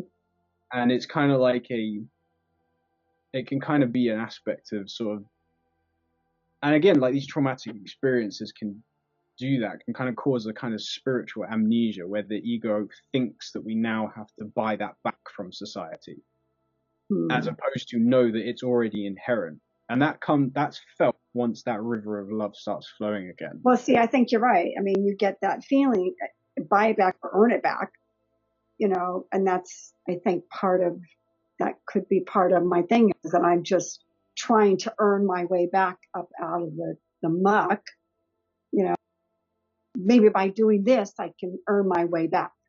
And I've been there before, like hand on my heart, like that was one of the things that I work. That was a big thing for me to work through.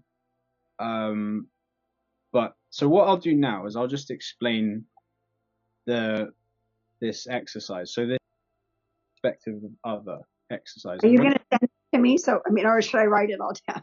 Well, what I think would be better is if I talk you through it and you Okay. do it with me right now, because Okay. then as you do it, if I when I send something afterwards and you read it, because you've already done it, it will It'll make make more. but the mechanism of this and how it's set up, you can use this for many different aspects of stuff that's going on, and I'll explain different types. But Okay. is there an empty chair near where you're sitting, or if Yes. okay? So what I'd like you to do is just look at that. So just sit comfortably, look at that empty chair, and I'd like you to visualize your soul is in that chair. So it looks, maybe it doesn't look like anything, maybe you just feel a presence there. Just keep looking at that empty chair. That is the aspect of you, your deep wise self, that is connected to source, God. It's that conduit through which that river of love flows, because it's an aspect, it's your aspect, your individual aspect of the divine within you. So what I'd like you to do now, taking the second person perspective, using second person pronouns like you, I would like you to speak to that aspect of yourself, and any question about you that you don't know the answer to or are worried about with regards to how you're feeling right now, ask those questions of your soul, because your soul is connected to us, and so knows the answers. Because it's connected to God, Great Spirit, the answers are there, so you can ask these questions. So whatever is prominent for you as a question that you feel like you want to know the answer to, or that you're worried about, I'd like you to vocalize it and ask those questions to your deep wise self, your soul, in that chair. Okay. Really feel them. Feel how important the questions are to you as you ask them.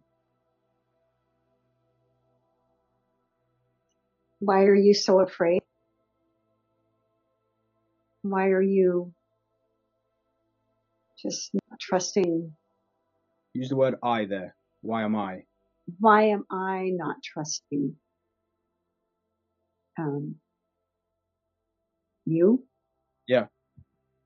Keep looking at Why the chair. trusting you? Um,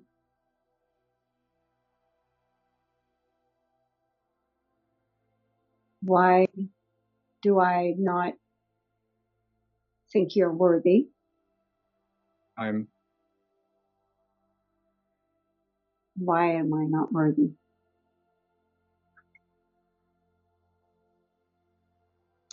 Why um,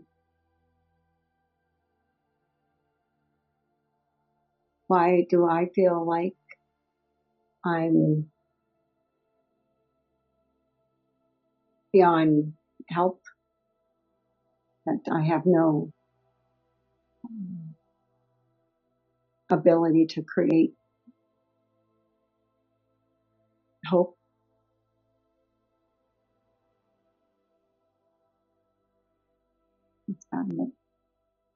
right. So just keep looking at the chair and just feel how important those questions are to you. Now what I'd like you to do is take the perspective of your soul, speaking with a first person perspective, visualize looking back at yourself and answer those questions. And I want you to feel that flow, that loving presence that is stable, ever expanding, and that has just always been there. and you'll feel the answers rise up. They won't come from above your neck. They won't be a heady thing. They may be subtle, but you'll feel them rising. And you don't need to rush. You can just take that perspective, just sit in that flow, that feeling. Allow that love to just rise up. So take that perspective of your soul in that chair, looking back at you, using first person perspective pronouns. Speak back to yourself and answer those questions.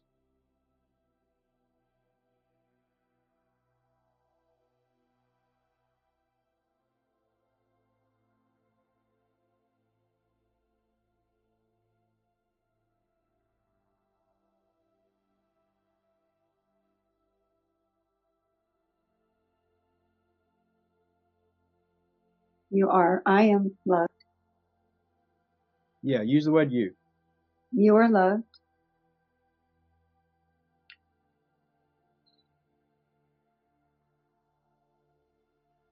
You are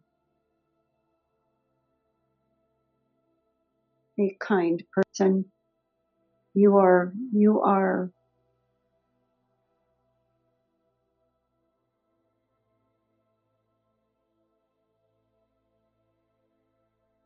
worthy of love, and you are worthy of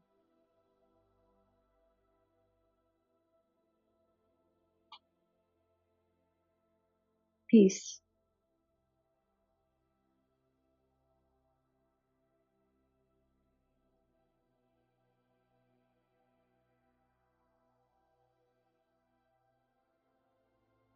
Trust that presence.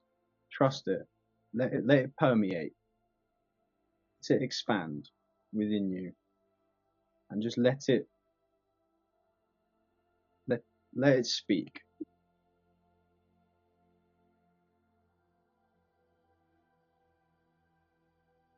You have joy. You have wisdom and joy, and you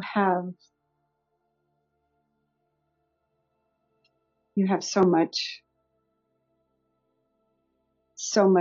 love, light, and good to share. And you have so much hope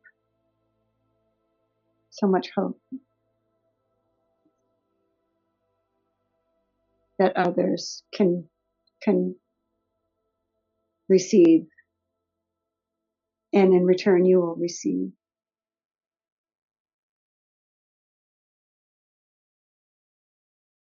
You're not a bad person. You're not responsible for the things that were done to you.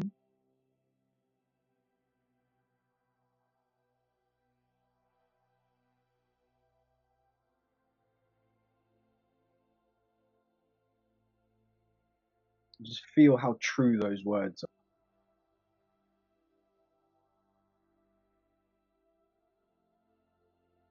Let that truth anchor in.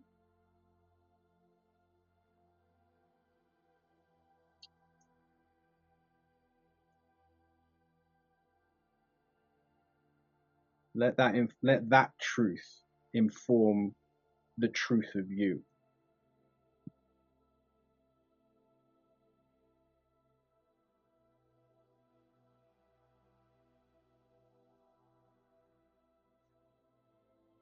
And feel free to express whatever else is coming up, whatever else is wanting to be vocalized.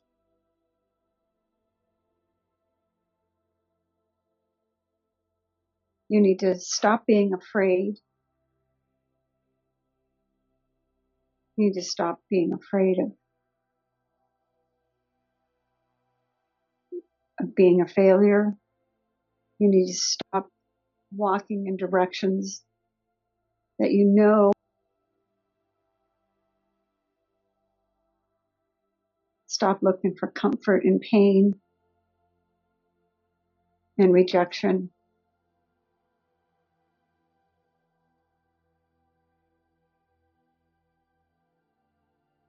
And you really need to stop being a victim to people walking on you. take advantage of you. And accepting that you deserve it, that you deserve those things. And that's the only way you can live, is in chaos.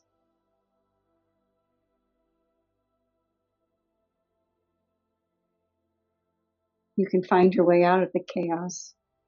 You can find your way into the truth of who you really are inside, and to love yourself.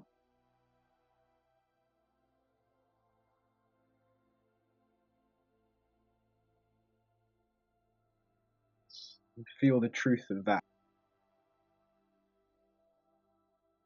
All of that capability that you have.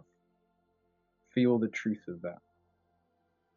So all of what you were afraid of not being able to do, capability to actually do those things and overcome those things, is already in you and has always been in you. Just feel the truth of that. Just sit in that feeling. Let it expand more. Just let that soulful presence just expand in you more.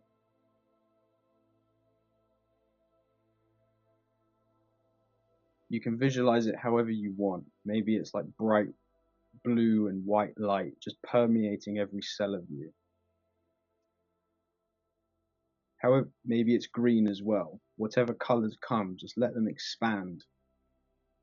Just let that truth permeate and beautify your whole being even more. And just allow that to clear away aspects that were hiding that capability within you, because it was always there. So just sit in that a little bit more.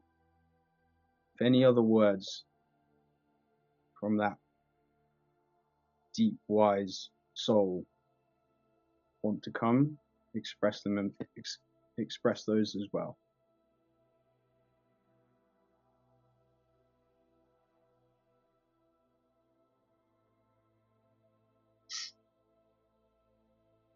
You really are a giver. So you just need to give to yourself. You have to give grace to yourself. You have to give understanding to yourself.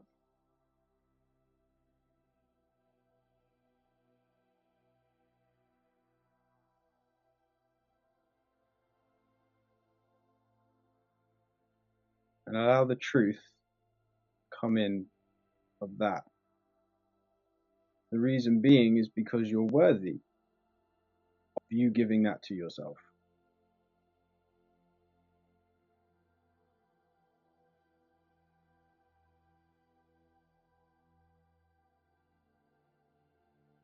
And that worthiness was always there.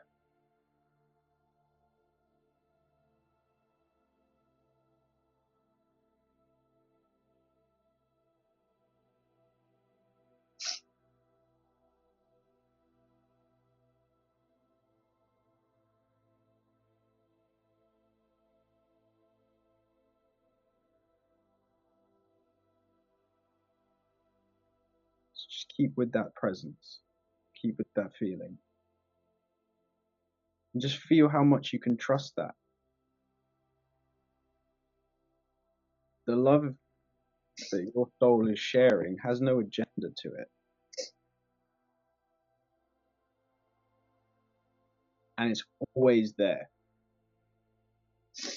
no matter what. So as you're feeling this presence there with you, feel how stable it is and how much you can trust it to always be there. And just feel how expansive it is. It has no agenda. No agenda to the love that it's sharing. And it hasn't gone anywhere. And it's never going anywhere. And as a result of that, that is why hope never goes anywhere, because your soul and hope are synonymous.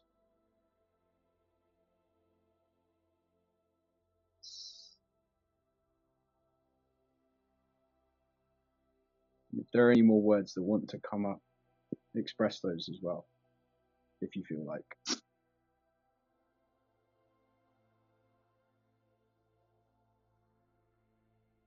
That was not your shame. That was not your shame.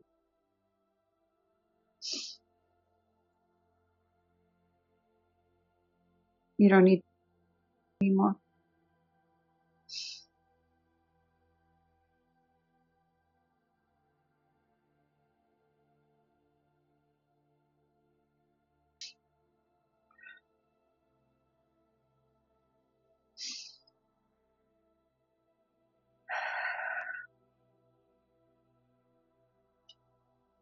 Yeah.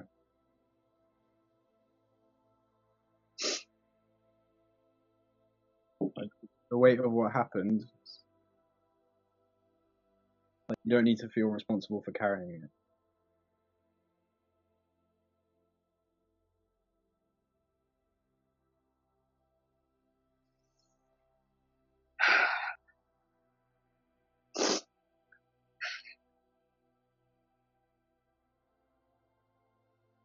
Slowly come back into you. So lean back in your chair slightly, breathe a little bit deeply, slowly.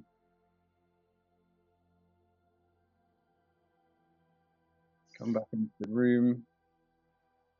No rush. But come back in now feeling that presence, that soul presence is there in you. Always there. And just how Jung said in the archetypes, the collective unconscious, when the bud unfolds and the one becomes two, so when the ego realizes and sees that aspect of us as being present and there.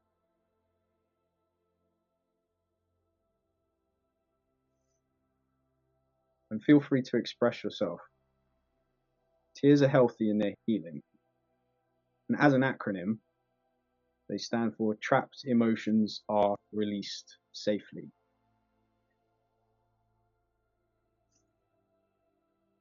So they have a sacred function and they're very human and healthy.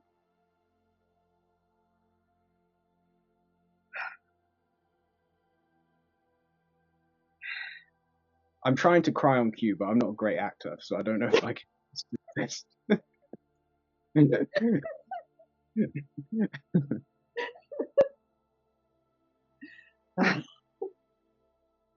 I'm no Daniel Day-Lewis.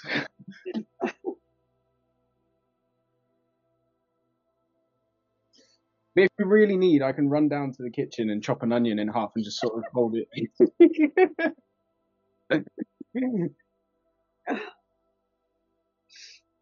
This kind of crying was just it's more of the first one. Yeah, it's like diving into onions, it's like you have no choice. There's no choice. Yeah. It's sort of a feeling of it's sort of a feeling like someone puts their arms around you when you're holding it in, and then they put their arm around you, and then it goes, right? Yeah. And it goes. That feeling is like when you're holding and holding and holding, and then somebody puts their arms, and you feel that safety, and it just takes away. Just because you also know after, like, now there's the felt experience of, even if there's no one around, I am never alone. Yeah. And that's a pretty awesome feeling. It is. Yeah. And again, like the mechanics of that are quite simple, but it's a very profound tool. But this is the foundation from which all the other work comes from. So if there's one more that I would like to do, because it's slightly different. The mechanics are the same, but it's slightly different. But again, like if you want to just sit for like a minute or two, etc., just feel in the moment, and that's totally fine. And I can just explain the next thing. We don't have to do it if we don't feel like this would be. I just want to say something to you. Mm-hmm.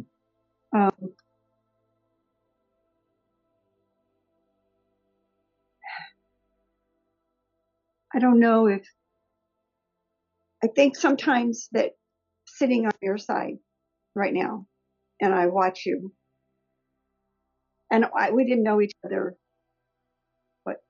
how long it's been now, but that you're willing to sit there and to just allow a person to go through those feelings. That's not a profession, by the way. That is, that's a gift. I appreciate that. I want to thank you for that. Well, I received that fully, and this is doing what I do is something that I didn't realize was what I was here to do for a long time because I was young. You still are. Yeah, I'm almost 32.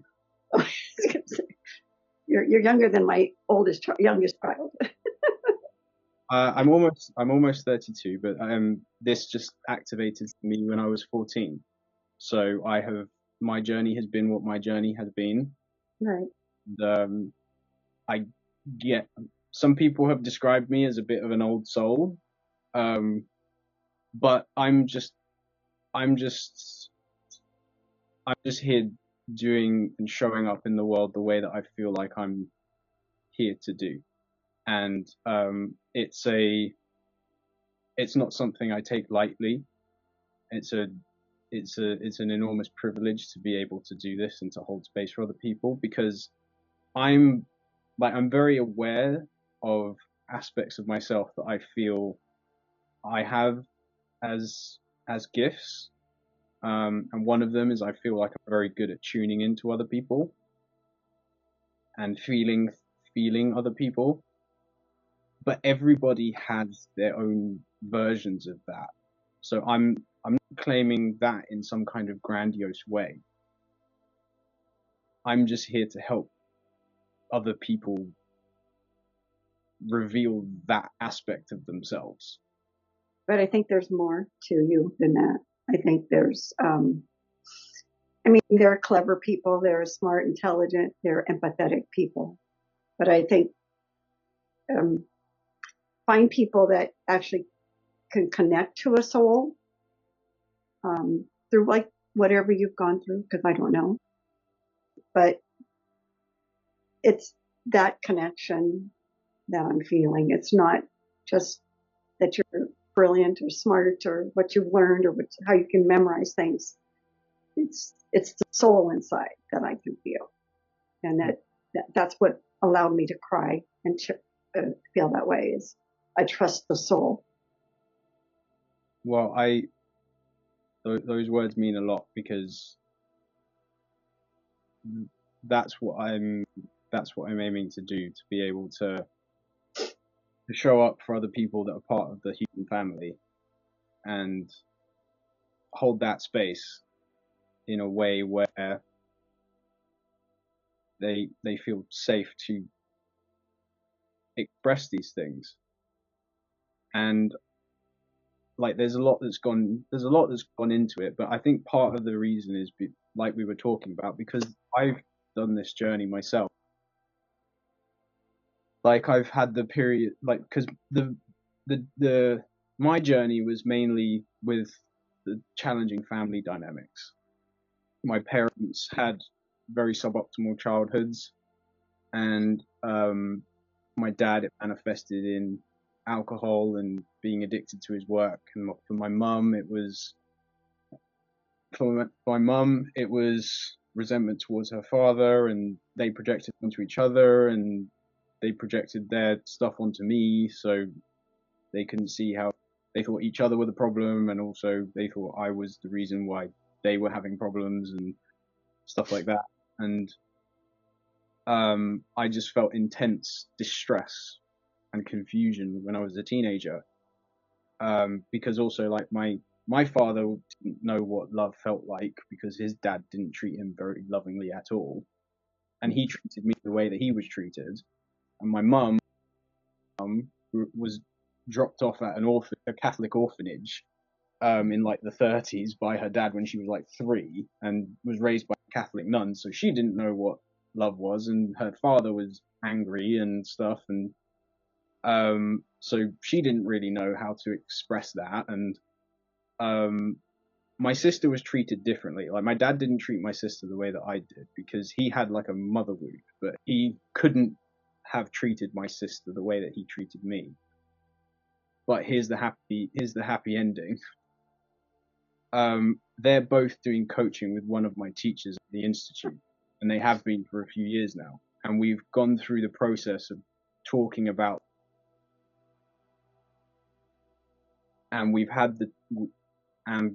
talked about it. We've talked about how things were back then, how we're not doing that anymore. We've cried together. I've cried in front of them, and I've really been there too. So I know what these moments are. And I feel like part of the reason why I feel like I'm able to hold space for people that maybe biologically are older than me is because I grew up doing that every day with my parents as a teenager. Because I felt like I was their parent in many ways, emotionally. But at the same time, there's lots of aspects of life that I was very underdeveloped in because of things that I saw. For example, part of these questions is research for a new program that I'm building. But one of the things that was so fractured in me was because my dad was very successful in business, but I saw him just almost kill himself doing it, and he was just wretched and mean and all the rest of it, despite all of that. So my association was really broken. So I had no idea how to show up in the world in a masculine way, in a way that was healthy. My association from young was that doing things that way, because healthy masculine way of doing things, there's not many examples of that. So I sprinted the other way, but that gets you into trouble because it's a part of life. So it was almost like the life development got put to one side because I went all in on the emotional stuff because I felt like I was just, the house is on fire. Why would I be thinking about my homework? And I also had this sense when I was 15 that the longer this is not addressed in the family, the worse it will get. I just had this felt sense. And that all started from that moment when I was 14, where I was in my room and it felt like I was hit with a lightning bolt. And all of a sudden I became aware of this other presence in me, which in hindsight I know is my soul.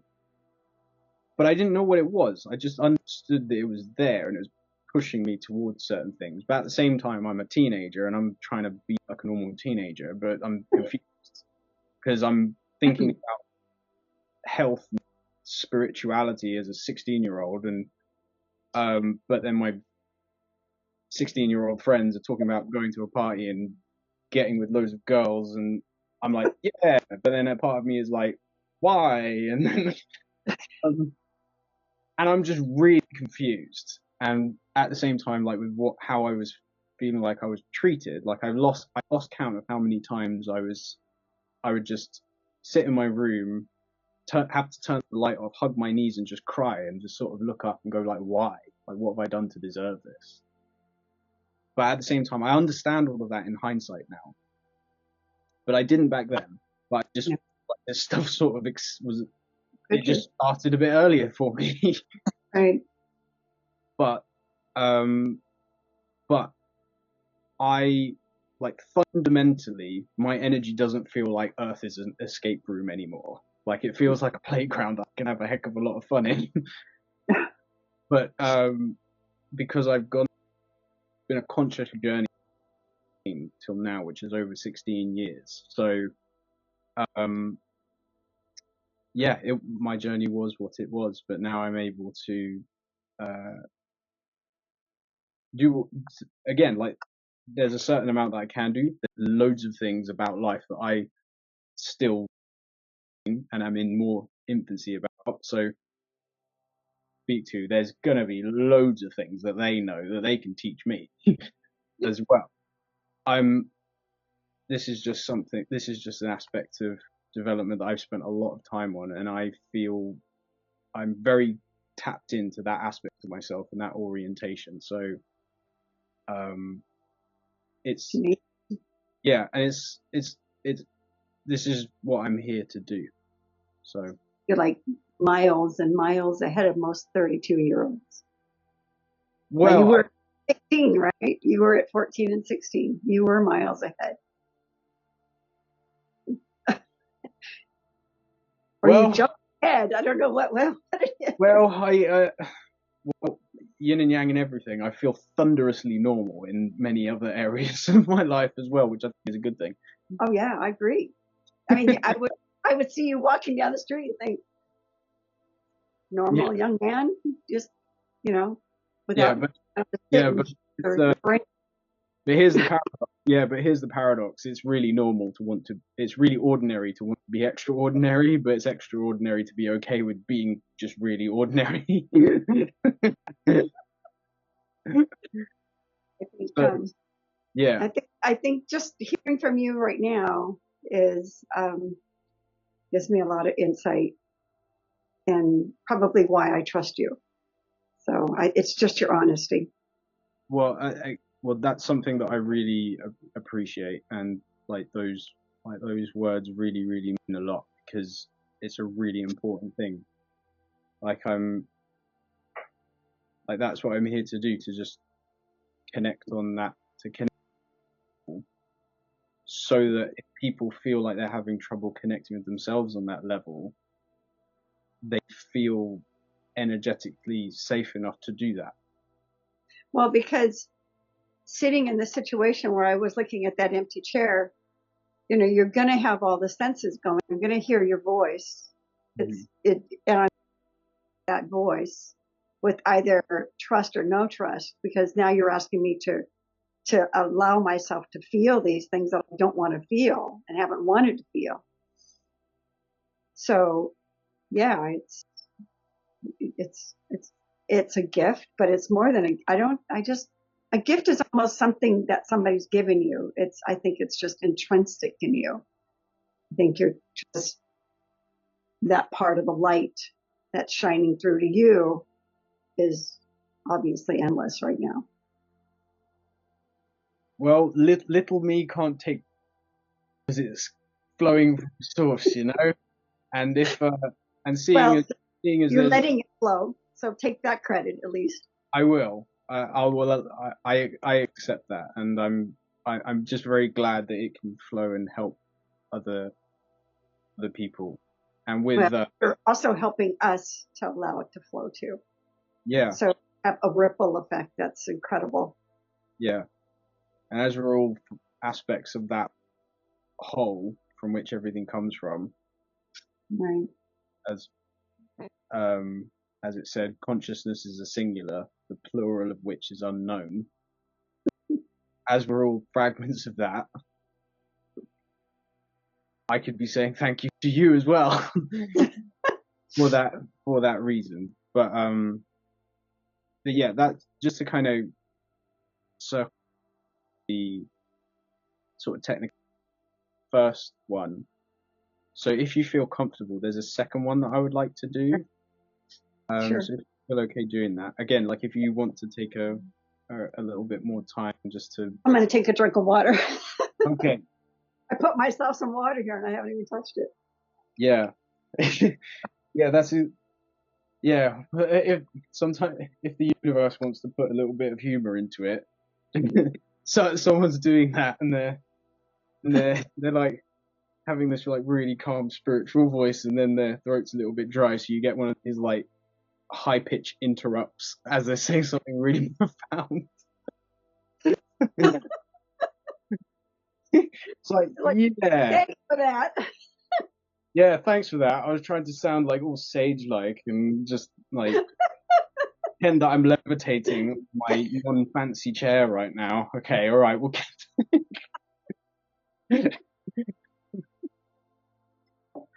Gosh. Well, that's just part of nature, right? Yeah, but that's the thing. Like, no spirituality is complete if there isn't a space for just laughing about stuff.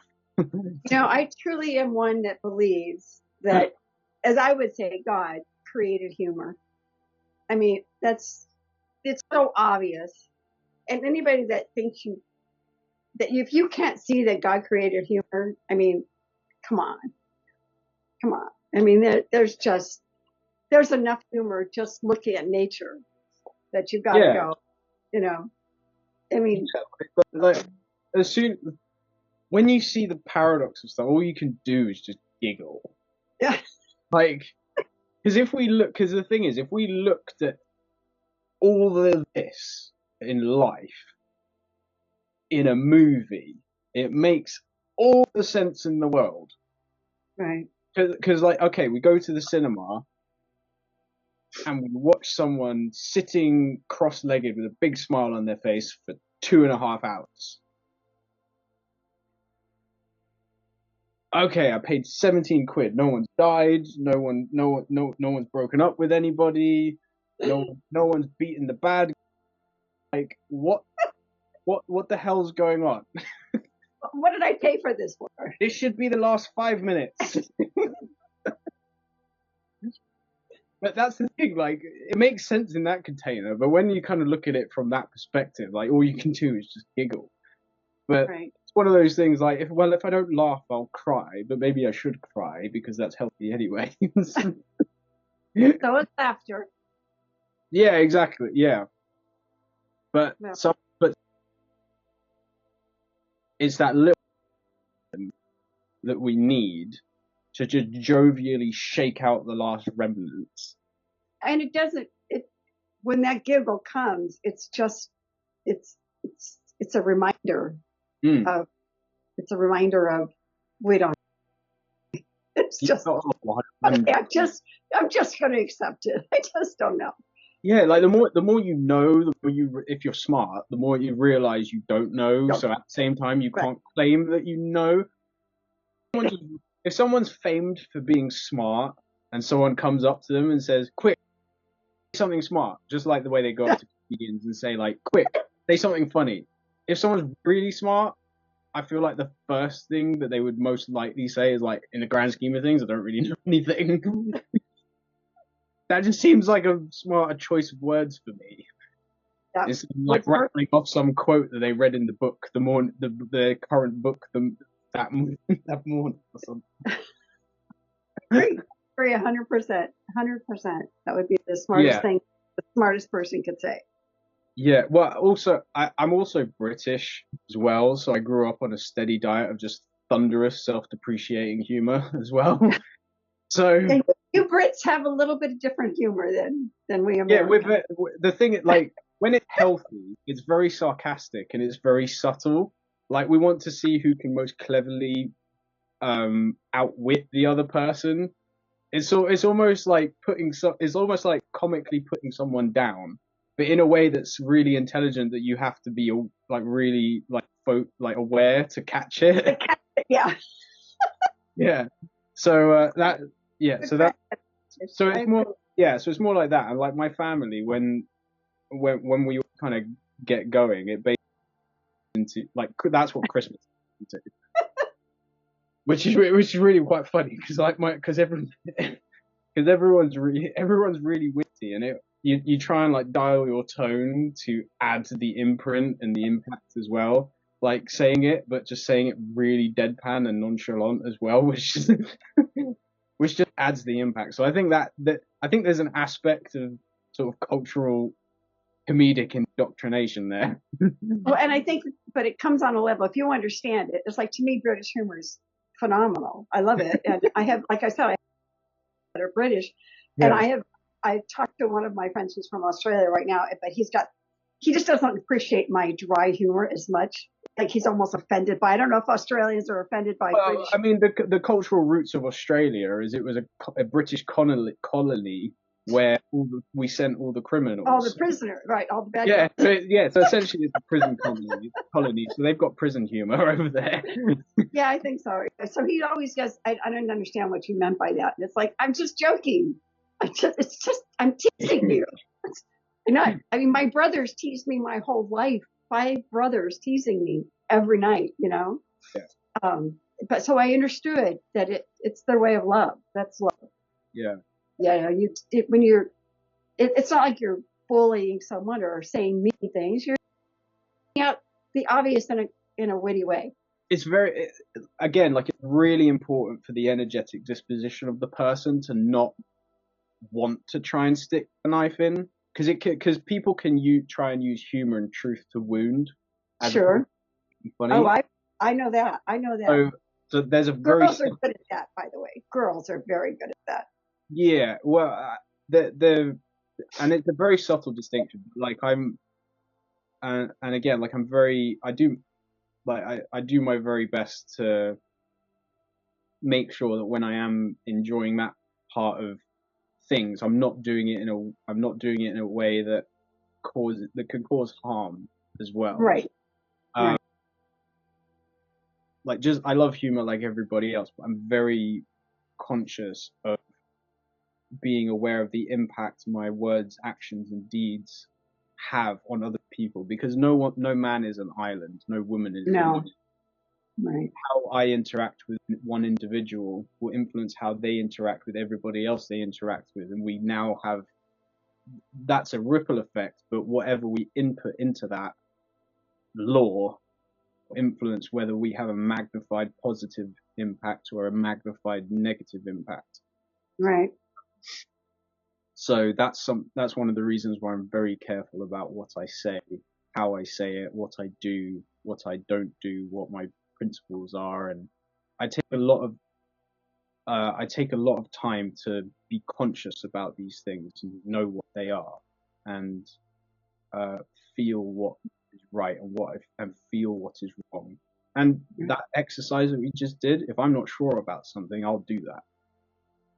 Mm-hmm. You can do it written as well. Mm-hmm. I like to get people to physically do it first, because then it's anchored in. So then if they want to write it, they already know it. So do you do this? So that little exercise is something that you will do for yourself if you feel a need to do it, or you just do it as a habit? I do it if I feel I need to do it, but I can also do it for simple things, like if I'm out and about and like, all right, where should I go next? And then sometimes I'll just do it with that. Sometimes I'll do it with food as well. But most of the time, and I can do it in my head as well, because once you understand the method, you can just, it's just taking that perspective, understand it, you can just do it. Like that doesn't require that doesn't require anybody to be in a specific place, to have a specific thing. So that's why I said like tool for life as well. Right. So this next one, it's the same kind of thing. So looking in the empty chair, the difference is you're sitting in the chair, looking at the empty chair. You integrated feeling that soulful presence. The term I'm going to use is Big Victoria. So looking in the empty chair. So just feel Big Victoria, that soulful presence there, anchored in and aligned now. So different to Big Victoria before, because now that soulful presence is there, anchored in. But now looking in that chair, what I'd like you to visualize is little. So Victoria, when she was young, and all of that was going on. Visualize her posture, how she looks, how she, etc., how she feels. See her there, sitting in that chair. The difference is here, you're going to let little Victoria speak first. So what I'd like you to do, take the perspective of little Victoria sitting in that chair and let her say whatever she wants to say that hasn't been said.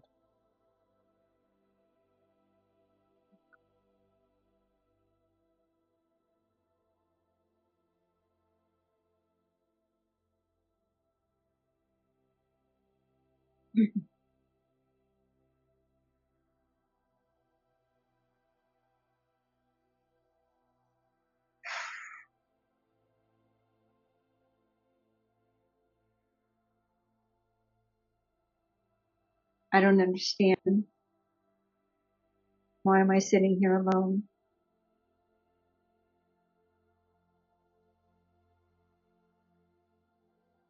Where's my dad?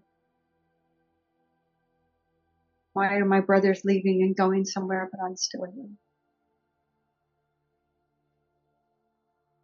Why doesn't anyone see what I'm going through?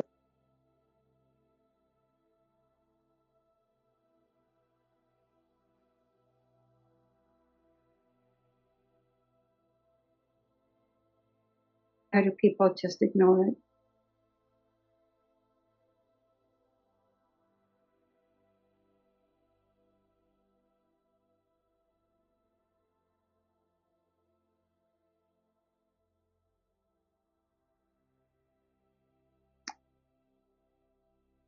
And it doesn't have to make sense either.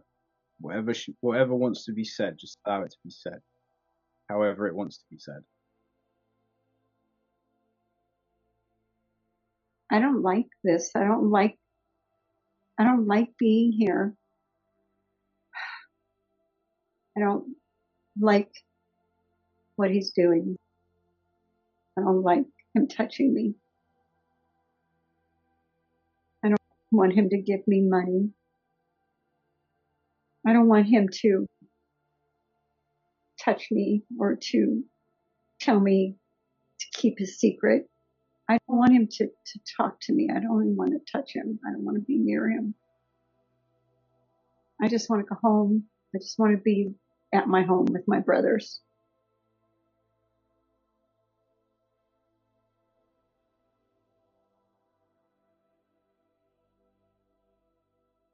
I don't understand. I don't understand.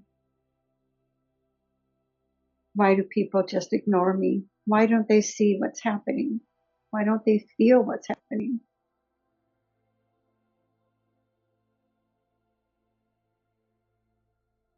Why are they just ignoring me? Why would they leave me here?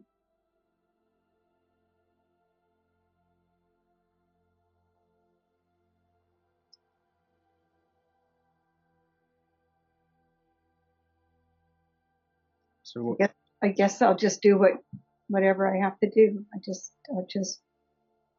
I'll do whatever I have to do. Just keep the secret, not tell anybody. I don't want anybody else to be hurt from this, so I'm just not going to tell anyone.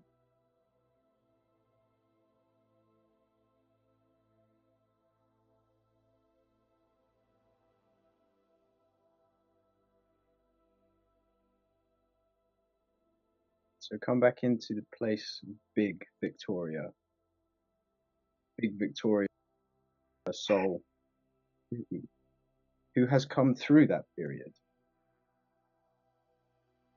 To big Victoria right now. The strength and willpower that big Victoria has, that soulful presence connected there. See little Victoria in that chair. after she expressed what she did, how she did, all of those concerns that she has, speak to little Victoria from the perspective of you now, big Victoria, connected to her soul. Speak to her about those concerns that little Victoria has. And let her know that you've come through that. And let that river of love that's flowing from the soul, let it flow and hold little Victoria and allow little Victoria to come closer to you so you can give her a big hug. Just speak to her and address those concerns that she stated.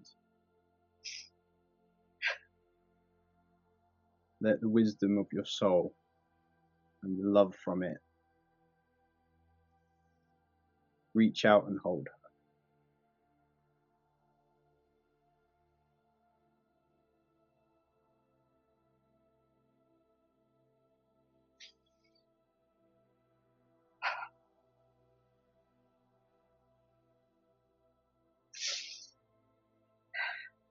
I'm so sorry you were hurt.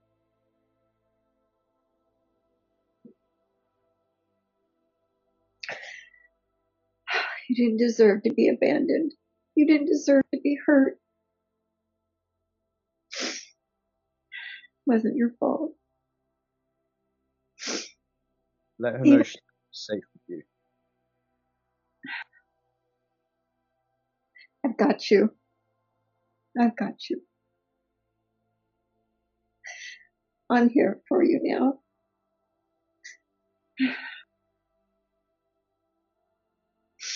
We're going to be okay. You're going to be okay. I see you. I hear you.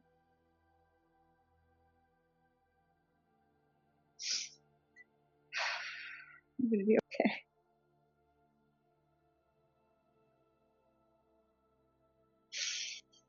Let her know about the love of the soul.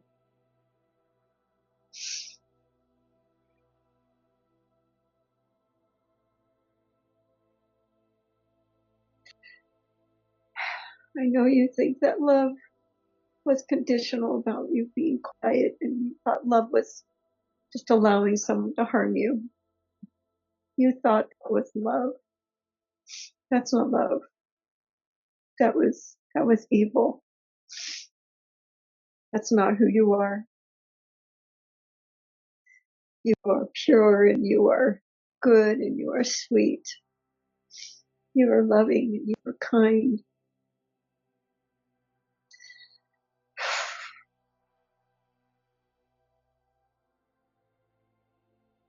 Let her know that you've got through it now, so it's safe to write about it.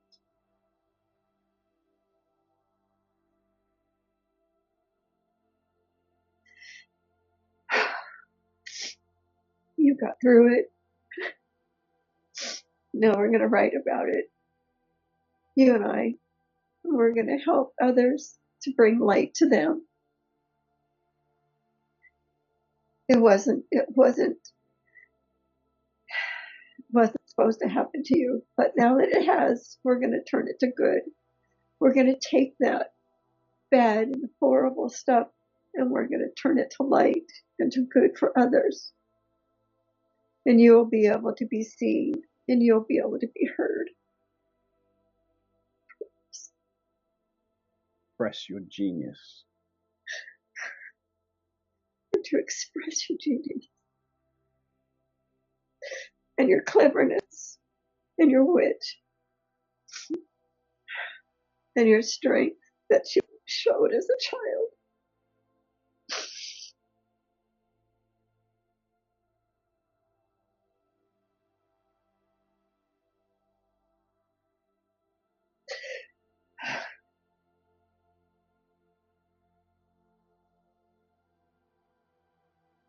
And I'm so proud of you for all that you've done and gotten through.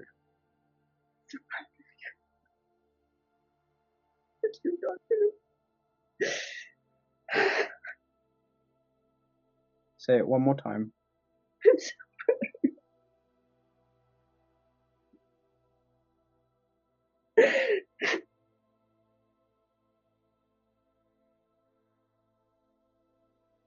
Now take the perspective of little Victoria one more time. Let her express once more.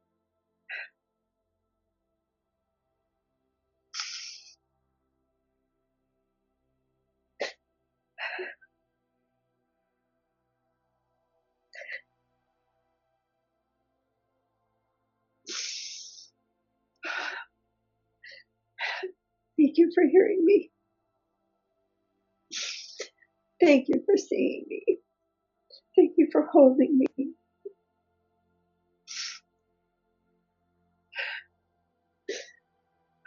Thank you for understanding. Thank you for loving me and not blaming me.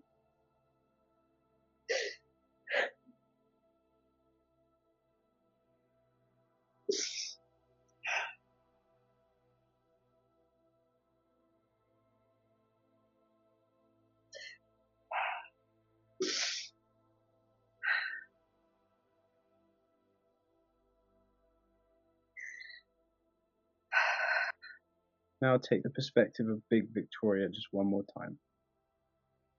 Just respond to what little Victoria just stated and said and shared.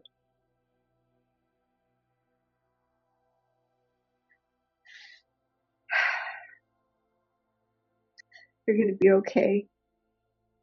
You're welcome. We're going to be okay.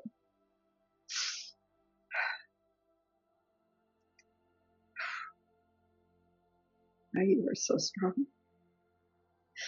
You were so strong. You had to be your own strength. You had to be your own faith. You had to be your own trust. I'm so proud of you.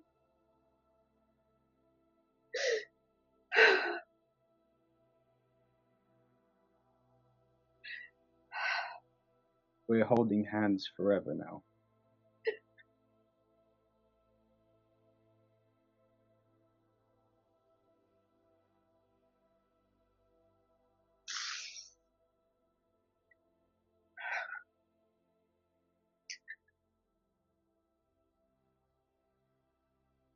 Tell her that.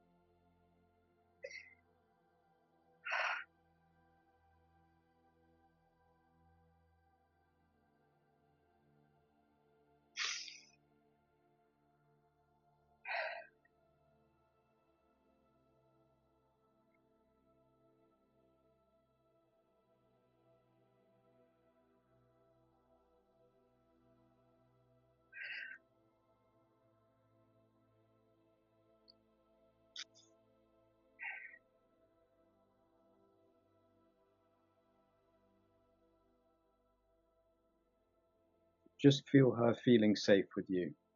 Just feel that feeling of safety. Feel her calm.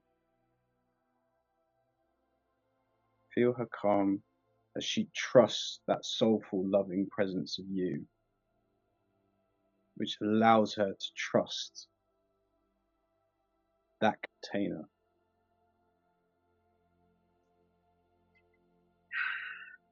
Just feel her calm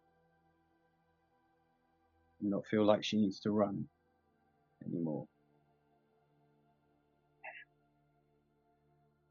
Because you've got your protective arm around her. Now, forever.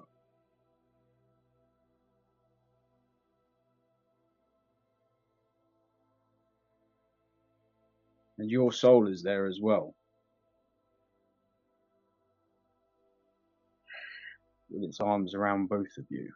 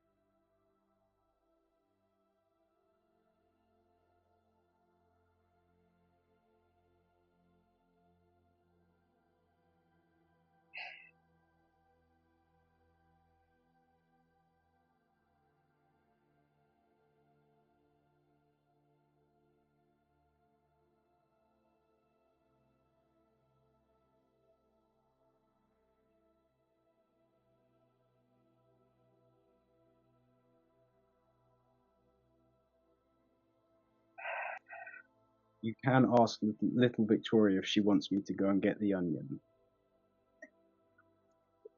But I'm going to go get a Kleenex. You go get the onion.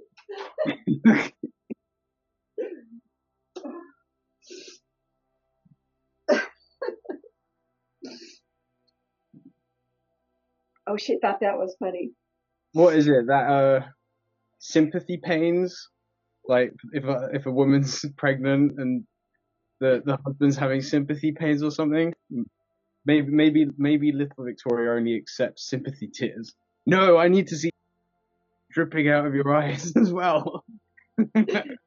She just wants to run up and tickle you and you start crying. That's very possible because I'm ridiculously ticklish.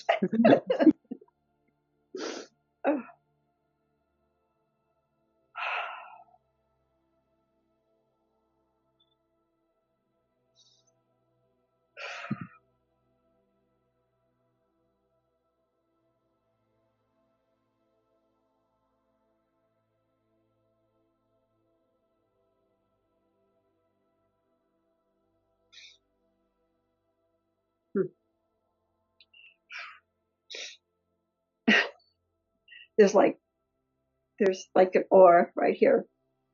Just a feeling. Must be her settling in. Yeah, and like that aspect of us, that's always where our creativity and genius is. But just how on a neurobiological level, when there's stress, the right hemisphere of the brain tends to shut off and the left brain becomes more dominant. It's the logical side, which is natural because, as Paul Chek says, when you're running from a tiger, it's the wrong time to throw in a cartwheel. But when we're trying to do something creative, if a part of us still feels scared, that influence our neurobiology in like the right hemisphere of our brain, which is the creative side, which is also linked to the parasympathetic nervous system, can't really activate as much. So we can only be creative when we're feeling safe. So there's got to be that energy because my lights are going on and off slow, and like I'm like going, okay, now you're really freaking me out. Stop it. Well, I'm not claiming anything esoteric there. There's probably something to do. There's probably some kind of scientific explanation of like, depending on whether emotions are being experienced, there's more or less blood flow to certain parts of the visual centers. Oh, could be that. Oh, that makes sense. Thank you. Which could probably influence how much. Like, I'm really not trying to create some kind of image like I can levitate on top of a mountain, you know. So, I know that. I mean, it's sort of a tangible, joyful feeling. You know, yeah. it's tangible. It's the joy of a united person when the inner child or the child that sat on that chair not only got to speak, but be heard for the first time, but able to join me. It's a joy. It's such a joy. Hard to explain. Yeah, I understand what it is completely, and there's also a specific, and just because, like you mentioned, you wanted to understand technicalities. Like, there's the reason why that happens in that order, Mm-hmm. because if the individual isn't consciously anchored to their soul, if they try and, because young children don't go by words, they go by what they feel. Doesn't come to them with a soulful, loving presence and energy. They can say something, but it's hard for them to trust only words. Mm-hmm. So that's why it's done in that order. And then we won't do these, but the follow on from this would be using that mechanism. And there's an article about this that I'll share, of the 3-2-1 process, for example, which is what this is. This can be done for if someone feels like they've got a lot of anger or anxiety. So now, after those two things, now we do it for the, like, self. So like the emotions, the parts of ourselves that maybe we're not, but are important to us. And then there's also the sort of introjected foreign material side of things. Like if there's a lingering doubting voice, which often is not actually native to us. It was said to us so young, before we even had a prefrontal cortex and an ability to question what was being said to us, that it got in there so early that it feels like it's part of our structure. Mm-hmm. But it's not. It's like, it's the difference between something that's native to the structure of a house versus like an empty food wrapper that's just sort of sitting there. House, it doesn't need to be evolved. It needs to be picked up and thrown out. Right. So things like anger, anxiety to an inflated degree, etc. These are emotions that is a part of the human emotional system, but they can get a little bit skewed. But they need to be brought back in, consciously evolved and harmonized, so they're not like an alarm that's going off when they don't need to. Right. Like anxiety is a symptom of a fear that something is coming that we can't avoid and are not able to handle when it arrives. Right. But that's an alarm system. That's really helpful depending on the context. Right. Like, stand in the middle of the road and there's a car screaming towards you. Yeah, there's something coming. I can't avoid it and I can't handle it when it comes, because car going at high speed versus human, car wins. Yeah, every time. Yeah, anxiety. Yeah, move. But when we're on the sidewalk but we're still feeling exactly the same level, now it's out of context. Makes sense now. Okay. It's the same thing for anger and shame and all the rest of it. Those are native to us. Those are structural parts of the house, let's say. Right. But you're worthless, you piece of shit, you're this, you're that, it's your fault, you're this, you're that. A lot of that is like the empty food wrappers. That's the introjected crap that we need to go around with a bin liner and just chuck them out. So the way that we do that, you put that stuff in the chair, talk to it like, why the fuck are you here? And then it's like, well, you're a piece of shit. And it's like, where did you even come from? And then it's like, I know where you came from. You sound a lot like that douchebag of a teacher I had when I was 12. And then it's like, how did you know? Now, like, and then you just sort of banish it. But like with the anger or anxiety side of thing, you just engage with it in a way where you consciously bring awareness to the. You can also do it for dream figures too. Some people can have nightmares where they feel like a monster's chasing them. You can put and a lot of the times people can find that what the monster chasing them is actually their power that they're not admitting to, and vice versa. And we can do it and there's also golden aspects as well. I don't have nightmares. Yeah. Well, I, it manifests differently for different people. I learned back in college, I took psychology. Ooh, cool. Yeah. And I learned dream therapy, a little bit of dream therapy, because I Was used it to have going in? nightmares. I used had where they always had somebody chasing me, and I got to the gate, and the gate was locked, and I couldn't get in. Yeah. I couldn't climb up the gate, and they were getting closer. And they taught us how to turn around and face who's chasing Yeah. me with Yeah. it. Yeah. And to find that was my mom. It's like, Yeah. oh, that's my mom. I'm not afraid of her. Yeah. Perfect. Yeah. God. Perfect. Exactly. Yeah. Yeah. Never had another bad dream ever since I learned how to. They also teach how to go back into a dream. Yeah. When you have a dream that's happening and you don't like your your kid gets kidnapped or something, and teach you to go back in and before the kid's kidnapped, take the kids and no, we're not going in that direction. We're going here. Create environment, and then the dream goes away. Yeah. Um, yeah, but that's Sort of also the same thing, right? yeah, yeah, for sure. Like it's seeing how this is showing how this mechanism works in many different areas.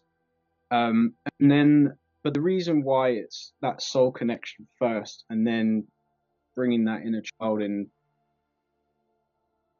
I have to really work on because I obviously it was my first time, and so it takes a while for you to kind of feel what you're asking.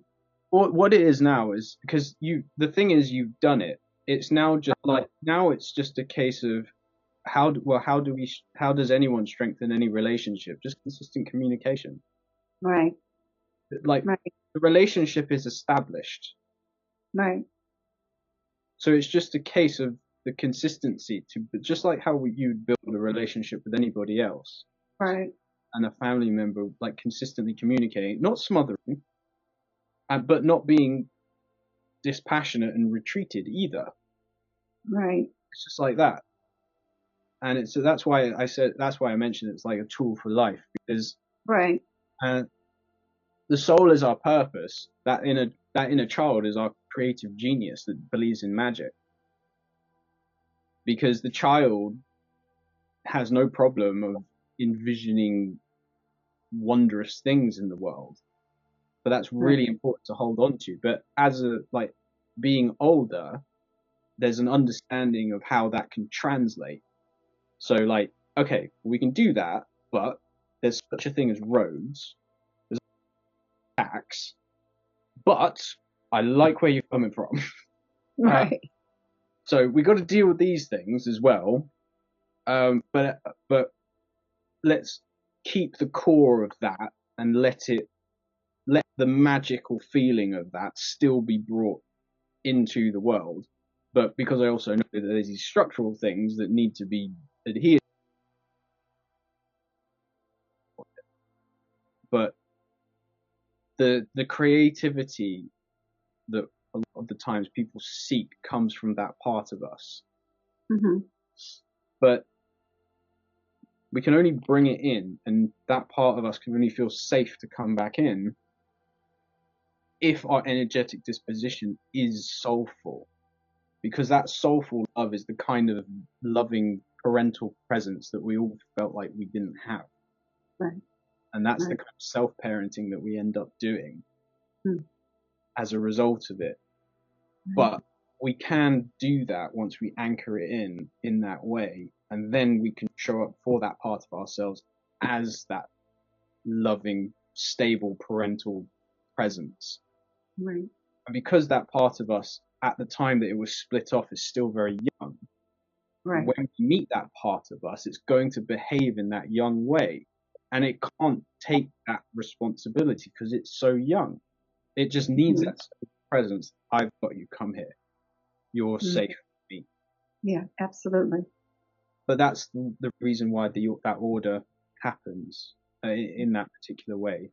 And and then after that, because then the ego knows the truth of who it is.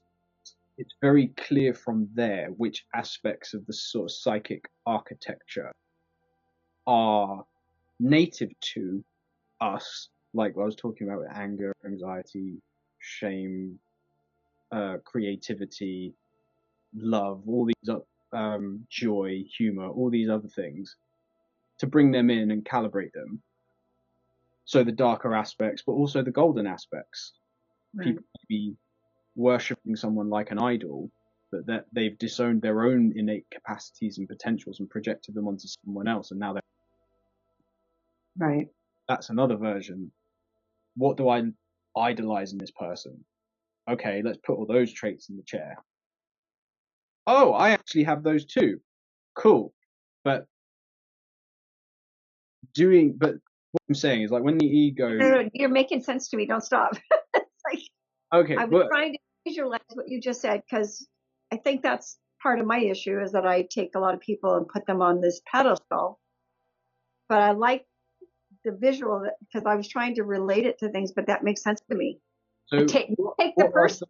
what are some of the things that you idolize in someone? Is it speaking ability? Is it their, like, maybe for some men, it's like people that are wildly successful in business or financially? Right.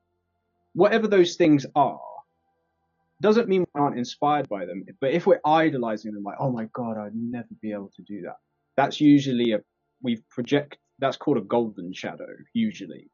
We've projected our own innate capacities and potentials onto someone else, and I'm now worshipping those and thinking that we can't be that. We actually maybe we need to work on the tools, but if we're idolizing and worshipping something about someone, like putting someone on a pedestal, that's usually we've disowned a capacity that we have within ourselves. What you've done is put the person over there, but what you're idling over there. Idolize, yeah. Because the person's more think about the person like the projector screen. Right. But we're putting projection onto them. Let me see. So the screen itself is not super impressive in projected onto the screen, right? Absolutely. The screen's always the same. Yeah. And people can do this in relationships as well. Like, I know I've done that. Like, just, oh my God, she's so perfect. Okay, shit, got to make this work. Blah, blah. So I had that experience in 2017. In hindsight, it was really, really good for my growth, but it felt awful when it ended. Oh yeah. But that's the thing. Like, people are idolizing the projected image they put onto someone, because a screen in itself, it's very, very useful, but it's a screen still, essentially. The screen, yeah. So it's after when the projections come down, the sort of effervescence of someone's of the idea of someone kind of humanizes a little bit. Mm-hmm. And like Ken Wilber said it so well in his book Finding Radical Wholeness. He was talking about this, and it just the way that he said it was just so funny, because he was talking about this with relationships. Like, that's why, like, romantic comedies end just as people get together, because no one can actually handle the truth of, like, they've lived with each other. And, like, imagine if in Romeo and Juliet, instead of it ending the way that it did, it was basically like Romeo, like Juliet, like, you see Juliet with her face cream on and her hair cut older and all the rest of it, and then she's like, Romeo, Romeo, where are you, Romeo? And he's like, I'm upstairs throwing up. Like, so that's the kind of thing. But that's like that's the golden side, which is actually kind of fun to deal with, because it's all the potentials, and we realize, okay, I've got a hell of a lot more potential in me than I thought. And my version of this was business. I thought I had no business capacity, but I actually have, like, because I'm in the process of building a new program, and I've been doing this work professionally for a few years now, but I've chosen to focus more on the unresolved trauma side. So I'm part of a business community and receiving mentorship for that. So I'm going through their program, and I realized that I had disowned that because of the sort of association I had very early on. But I'm very grateful to my dad now, because he's a genius when it comes to business. There were so many things that were wrong, at the time, but he has that capacity, and I'm discovering that I have these capacities too. So what I thought was what I thought I didn't have, I actually do. And um and also I thought that business only meant pain and misery and overwork and alcoholism and all the rest of it. Okay. I understand that I can redefine like what business mean, what that word means. I can understand how it can be an act of love and service, um and it, again, this is that thing. That's part of my work. That's a very recent thing for me. Like for a very long time, it wasn't that. So like I put my hand up. I'm on the journey like everybody else. Right. Um, so everybody has their thing that some person's a bit more ahead of in, and someone's a bit more behind in. So like I'm not claiming any superiority here. Uh, No. so that's an aspect of those golden sides. But when we have the foundation of the ego, knowing that that deep presence is there, what isn't actually us or isn't serving us now becomes very, very clear. I can see that. So we now, and the little child in us doesn't feel trapped in that place anymore. It Hmm. doesn't feel distressed, but by the work that's going on. Like, why are you doing that? When you haven't, Hmm. You why are have an you? app. Oh yeah, that's something called Fathom, and what Oh, that is, it's AI that takes notes. So like oh, when I'm asking these questions, it's essentially taking notes, so I can refer back to it. It's kind of helpful, but it's a little bit fickle in in its in its work hours, shall we say, or when it takes breaks. Maybe I should say that. So sometimes it will go on and off, but that's just what that was. so part of what I was going to ask is that um, is with the inner child is speaking to the the child or the little girl. Um, it's almost like I'm asking her permission to ask her these things too. It's like inside it's like, are you okay talking about this? Can we Yeah, talk about this now? And I think that's why I had such a hard time talking at first, is because I wanted to make sure, are you yeah, okay? You know, yeah, we need to get to this at some point. Can we do it now? Is this a good time? yeah, Um, and I actually had to visualize her and see her and know that she's going, okay, I trust you. Okay. yeah. No. How does this, how, just so, from my understanding, how does this tend to manifest for you? Like, I know for me, I tend to feel these, like when I was doing a lot of this stuff, it wasn't very visual for me. It was very visceral in terms of what I felt in terms of a presence there. But for some people, it's very, I'm a visual person. So for me, in to find that little girl, because I had to find her first. yeah, I can't just, obviously we can't just set her on that chair. She's not here right now. And so I had to find that little girl inside of me. I had to visualize what she was wearing yeah, with the flashback that comes back in my mind. That flashback enabled me to picture her sitting there. yeah, But I could, and it's a feeling of, I need to go to her. I yeah, mean, I actually wrote about that. A woman sitting at the window and looks outside and all of a sudden notices there's a child outside in the cold. yeah, And then she startles her, and then she at first thought the little girl was asking to come in. In all reality, the little girl was asking her to come out and get her, help her. yeah, That's kind of how I related at that moment. Like, I need to help you. How can I help you? How can I get to you? And so listening to your voice, also the visual going on inside of me became. it's like when I read, and I don't know what you've heard other people say, but when I read, I don't read the words. I read in a movie.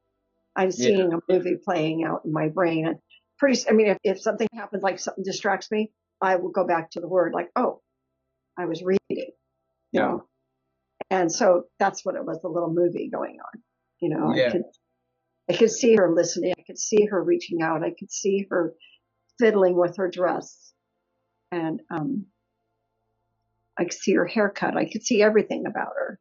Yeah. Uh, and so it was very much me talking to a physical person when she was a child. Yeah. Yeah. And a lot of the times doing that.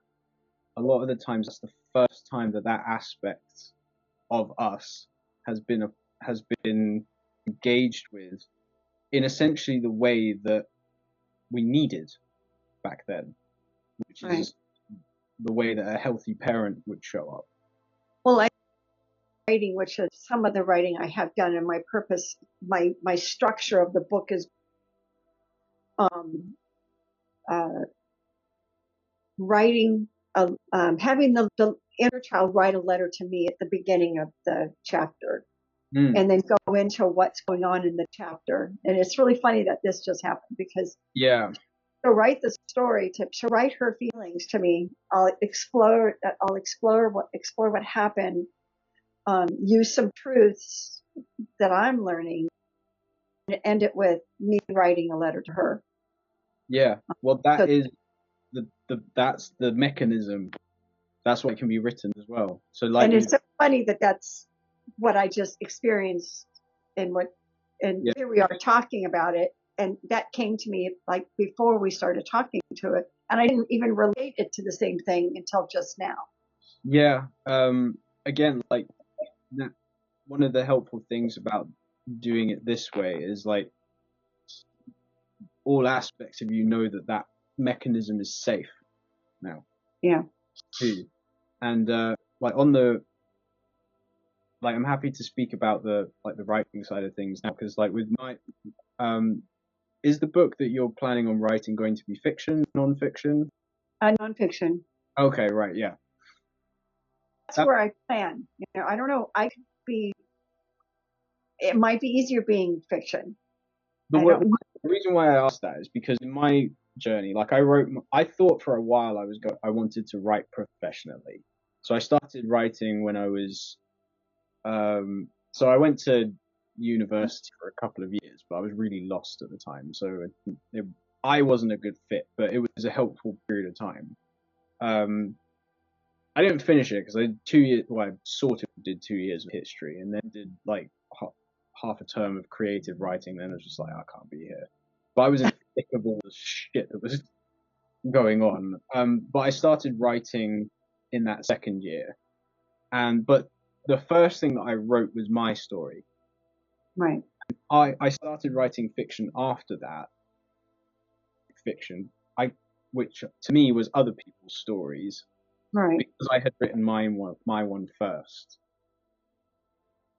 So And now your writing of your story that you wrote yeah, is like, I mean, the hard part for me, and which I'm finding this is going to help, is being able to write to writers to capture, like, so they're in the room. They're actually there with you, going through it, experiencing it. Was that important to you? no, the first because the first one I was only thinking about expressing myself. I just Uh, needed to get it out. And there's a really good movie about a writer that Sean Connery was in. It's called Finding Forrester, okay. and you might like that movie What was it actually. called? Finding Forrester. Finding Forrester. Okay. Yeah, but Sean Connery plays this old school writer who's now a recluse, but mentors this young uh, inner city kid who stumbles across him, etc. But one of the pieces of advice he gave to this young uh, African American student: the first draft with your heart and the second draft with your head. So you just get, so the first draft is all about getting the emotion down, because as you feel everything on the page, at least the emotion's there. So even when you restructure it, the emotion's all there. And that means that because you felt it as you've written it, when someone reads it, they'll feel it too. The second draft is for the technical side, but the first draft is just getting the emotional transference down. I'm just going to write that down. So, and the first draft, don't just think about emotion, everything down. Don't even worry about it, whether it's good or structured or not. That's for later drafts. The first draft is all right brain. Okay. That all makes sense. Feeling, emotion, feel it, put it down, don't judge it. Just write it. Yeah. Right. And just get it down. And leave each day with a little bit extra in the tank, and leave the last sentence of that day half written. So when you have somewhere to pick up. When you come back the next day, you've got like a rope or a rein to draw yourself back into it. Stopping mid-sentence is a really good thing. I like that. But for me, I wanted to just write my own story first, and I'll have a working title which gives me some kind of direction. Maybe I'll change it by the end of the book, but I'll start it off with some kind of working title, because then that gives me some kind of orientation. Like the book that I wrote the first time, it was like novella length, so it wasn't super long. Right. Like it wasn't like full novel length, but it was, for the first time, it was a decent chunk. It was like almost 30,000 words or something, which for a first book is not too. Right. Yeah. It's a decent amount. Yeah. And I've written a few books that were like the 80, 90,000 word. I'm writing anymore, because I wrote consistently for 10 years, and then I just felt the orientation. I love words and I use them, and writing so much allowed me a sort of command of language and an understanding of language that I can use it in the way that I'm supposed to, which is voice.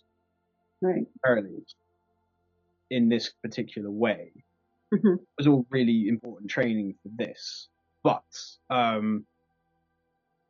just in terms of the technicality. Dancer too, by the way, just so you know, I used to be a dancer, which is really fun.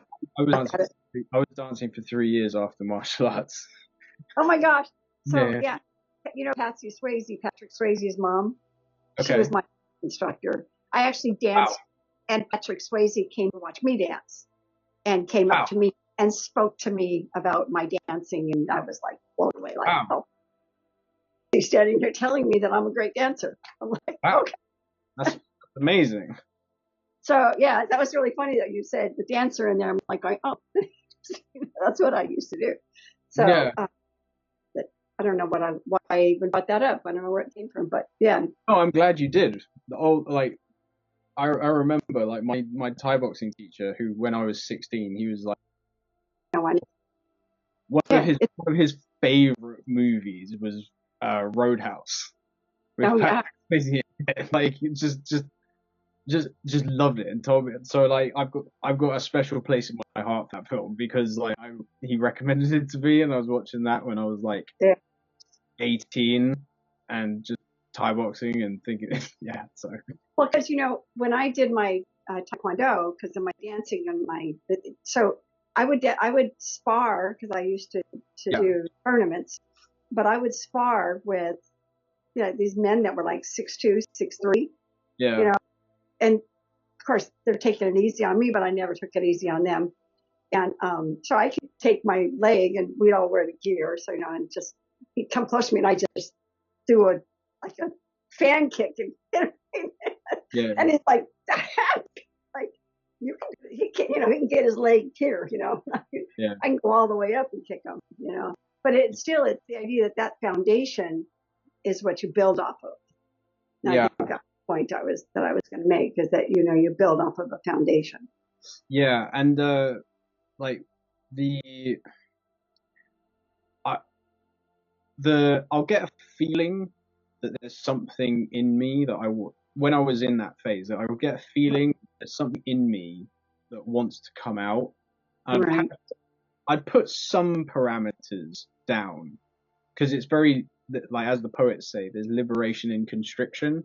So you have some parameters like, all right, I want this to be in first person perspective, first person. right, That means that you can only have what that person sees, thinks, dreams, hears, feels, etc. Because they need to, right, do I want this to be fiction or non-fiction? What kind of general word count am I aiming for? These things mhm, can flux. Just have some parameters to work from. right. And having an idea of the title, that Yeah, I gives, have a title that I'm starting with, like you do, and it's just the romance of redemption. yeah, and like the title, You know, yeah, and the titles can, sometimes they'll stay the change. same, sometimes they'll adjust a little bit. Right, I know, like the first book that I wrote, which was my story, I titled it "When Lions Can't Roar," mm, um, and that gave me a kind of like a sort of energetic orientation that allowed me to right. start. And then when you start, your brain kind of goes on the shelf, and it's almost in your just channel. It's just you Exactly. your soul's just kind of making your fingers do what. But that's what I'm talking about with the reading. It's just you're not. It's just flowing. It's not like you have to Yeah, think. That's why I think that you mentioned go with the emotions is that you just allow yourself to write what you're hearing. You know, yeah, and yeah. And once that, if you write your, I found if I wrote because I wrote my story first, it was, I found that when because I wanted to do fiction, not to say that anyone has to do that, but I, I love that. Yeah, but I found it easier to sort of dream into the characters because I'd cleared me. that's Because my like each person's story tends to want to, and I find it easier to dream up the other stuff unobstructed makes once sense. I once I've had my say, which I feel each person's story comes from that little child. So Right. I want to do it first. Like, they're not even real. I want to I want to This see person's what real. I I'm real. Like, I want to do what I want to say my thing first. Like, Right. okay, I understand. Go on. um, but that was helpful. And then, and also, like, now that you've had this done, like you did these exercises, you can kind of think about it like recalibration. We're or realignment, because when we have these aspects that are kind of in disparate areas, like our little child feels very distant from us, etc., or the connection to the soul feels a bit obscured. It can kind of feel like we're standing in one spot, but our head's like off center, and like our hips Right. in a different direction. And we're still trying to walk forward. It's all just really like not really working. But then when we orient everything and we just Bring have it back into focus. an alignment, what we have is a coherence between self perception, self articulation, and daily actions as well. So we don't have those going against each other. Like, Right. perception is like, self articulation is I'm loving da da da da daily actions. I'm trying to do that, but self perception, nah, you're not really It's that. out of whack. Okay. Incongruent, Right. or vice versa. Like, these can get flipped around in all sorts of ways. But when there's congruence there, we have a clear flow of energy. Right. And then when these back in as well, we find ourselves not feeling like we need anybody else's perception. We don't need anybody else's Right. green light to say, yeah, now you can be you. Right. And that allows creativity to flow, because creativity comes from an expression of who we are. Right. But if a part of us is feeling like we're not allowed to be us because that was shut down and shit on, for lack of a better term, before, when we try and do that, there's an obstruction there because, for example, like the little boy or the little girl in each of us, until it's brought back in, it's like, oh, I'm allowed to be me. Yes, I Mm. are really, really beautiful. You have a lot of things to share. I want you to do that. I've never heard that before. Mm. I like that. That feels a lot better than how it felt before. Mm. Like I And wasn't heard, I wasn't important. I didn't count. Now yeah, I count. Now my voice can be heard. This is how I want to do it. yeah, yeah. And no matter what phase of life we're in, it's really important for that aspect of us to always remain. Mm. Where, because it's what allows us to stay playful. Mm.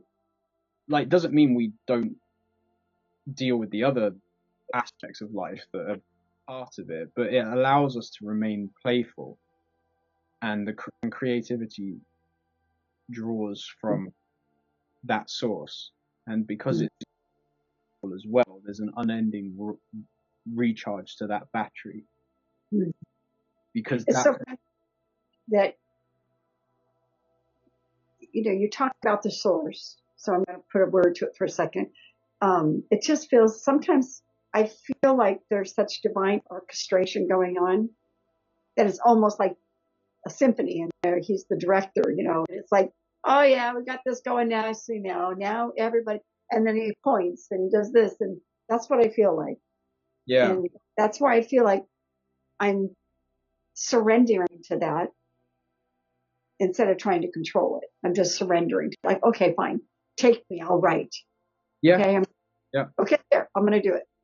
yeah, I don't care if it turns out like I'm just going to do it. I'm going to write and let it go, yeah, and not, and I'm going to let the little girl come in and play and have fun in the book. yeah, And tell her story. yeah. And because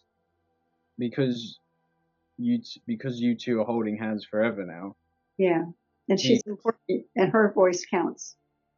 yeah, and it's encouraged. Yeah. And Yeah. so I don't have to be afraid of it anymore. she doesn't. No, or me. I was afraid of her because I was afraid I was going to experience a lot more pain, Yeah, discover what she went through. And I'm and still, the memories are still gone, but now she's here with me and safe to share those memories when she's ready. but the other thing is, like, those moments as well, because that soulful presence is that truth, Right. regardless of what the memory is. Knowing the memory change your definition. No, no, you're right. So the memory, as a result of that, the memory itself is not threatening.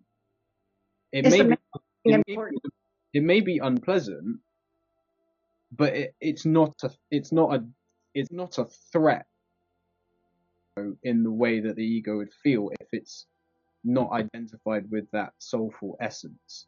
Because I think what I go through is I don't want to be that victim anymore. I don't want to.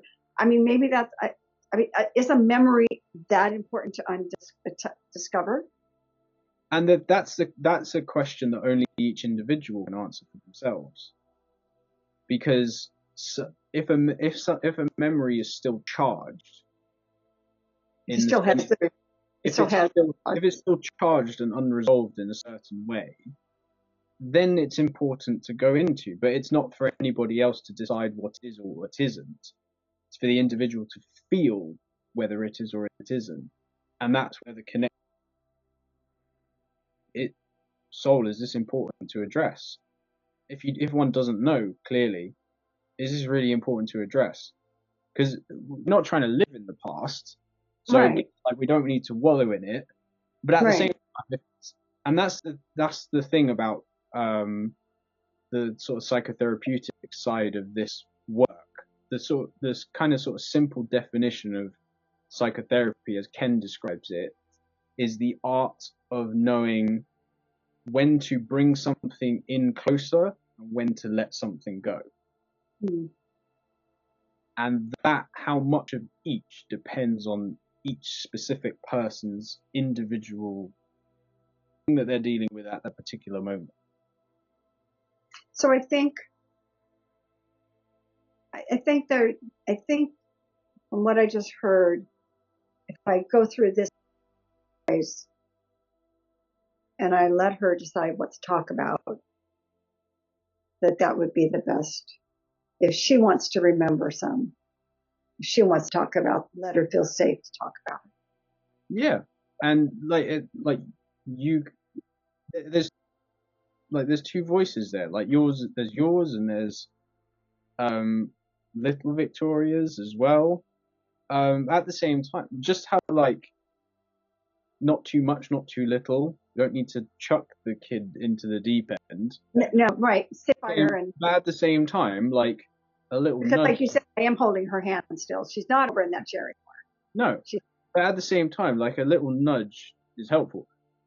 Just, like for example, I'm like one of the things that I've started doing the last few months as a as a hobby is I'm learning to speak French, but my vocabulary is somewhat limited at the moment. But that's not a problem. I'm not wallowing in that and not making progress, but I'm also not trying to read this yet, which is one of my favorite books called Integral Life Practice, but I bought the French version. Just because that's one of the things that's good to do if you're learning a language. Just buy something you've already read, but in a different language and you're interested in. But that's quite technical. I don't have the comprehension yet. Just how chucking a kid in the deep end right away, that's a bit too much. But let's go in the shallow end and stand up waist high. Build up a little bit more spiritual understanding and bravery and slowly move towards the deep end. And then there'll be a moment where it's like, well, I'm still holding your hand right here. We can do this. Let's go there. So that's two voices. So that's the kind of sort of self-parenting thing. It can feel like there's two voices at the same time, but that's kind of what it's like. So you don't, if someone's not ready yet, you don't need to go there right away. But it's just not too much, not too manageable progress each day. Right. But it's enough that one's being pushed, but not so much that one's just taken on too much. Right. Well, because I think I wrote to you that I went into some of this memory stuff and I just lost, heart rate went crazy, my breathing went crazy. Yeah. But like I was saying, when these aspects get stuck at that age and they flare up, the feelings of that time come up, and like physiologically we can just sort of adopt that straight away. Right. Even like the breathing rate, the posture, the voice, the sound. And you know how like some adults say to each other, like, what are you, 12? That's what that is. Right. That's what. Right now I'm 12. Yeah, well, that's what that is. So in moments of stress, that comes back up, and that state, that aspect of ourselves, that is the age that. Well, I say is the age. Now we've brought it back in, it starts to come up and meet your current age. That makes sense. Quite quickly. Right. When it stays away, it stays that age. But when you bring it in, it starts to mature up to where you're at. Right. In quite quickly as well. So it won't feel so young after a while. Right. I mean, yeah, I can feel that because I can already feel a change in just what I just talked about. I don't feel that anxiety. I just, okay. Yeah. And I'm really happy to hear that. And that's also one of the things that I love about these exercises is because they're so simple.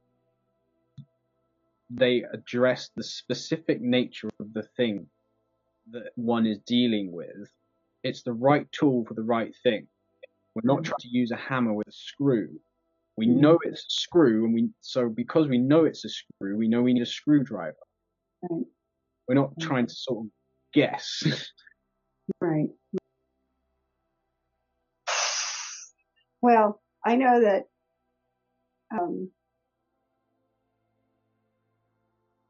it feels good. It's like before it was all that Well, you're fluttering. smiling pretty big. Well, it's just a feeling of peace. You know, it's a feeling. Okay, I feel settled. Calm. Yeah. And I didn't need to go and chop an onion in half to. No, you did. I don't think I'm going to need to bring an onion thing like this. You just talked to me so later on. So Jacob, what have you been doing? Well, I had to buy like a onion eye patch for when I was talking to other people, or just have like these, like people have these like little stick-on things to get rid of bags. I just had like little half onions under my eyeballs. Oh my gosh. Try and empathize with people a little bit more.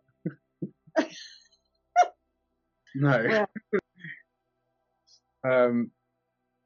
But yeah, like that. So, I think that was all I wanted to say on the writing side of things. Because again, like it's more just a couple of points, and then it's just letting it flow. Those were powerful. Though I'll definitely take those points and run with them. Yeah. Yeah, and so time has flown by. I don't even know it. Oh my God. Yeah, 3.5 hours. That was a pretty solid amount of time. Yeah. I knew it got dark. I'm like looking outside. It's dark. Like, what in the world happened? Yeah, it's a bit of a time. What time is it there for you though? It's like 4 hours different. Yeah, it was about 5, so it's 9:30 now. We started speaking at 6, but that's okay. But I just again like I never like to rush these because I want the energy to feel like it has a sort of settled sort of conclusion for the period. Well, and I felt space too. Yeah. I felt space. Let it develop instead of like, okay, we only have 40 minutes, so it won't work that way. It wouldn't have for me because no, this worked, and I'm pretty much overwhelmed by your soul, and the person you are. Pretty much overwhelmed. You're a very special person. Well, I feel that way about yourself and everybody else that I've spoken to as well, because like technically I haven't really given any answers. Like all the answers have come from the individuals. Yeah, but find those answers. Yeah, but it's not just the point is like I feel the same way about everybody that I like yourself, and because I learn from everything that I hear, and everybody has those aspects of themselves. So there's so much in everybody that I'm just intensely inspired by as well. Like the sheer amount of willpower and get through all of those experiences and navigate the just life and families, and especially like with women with motherhood as well.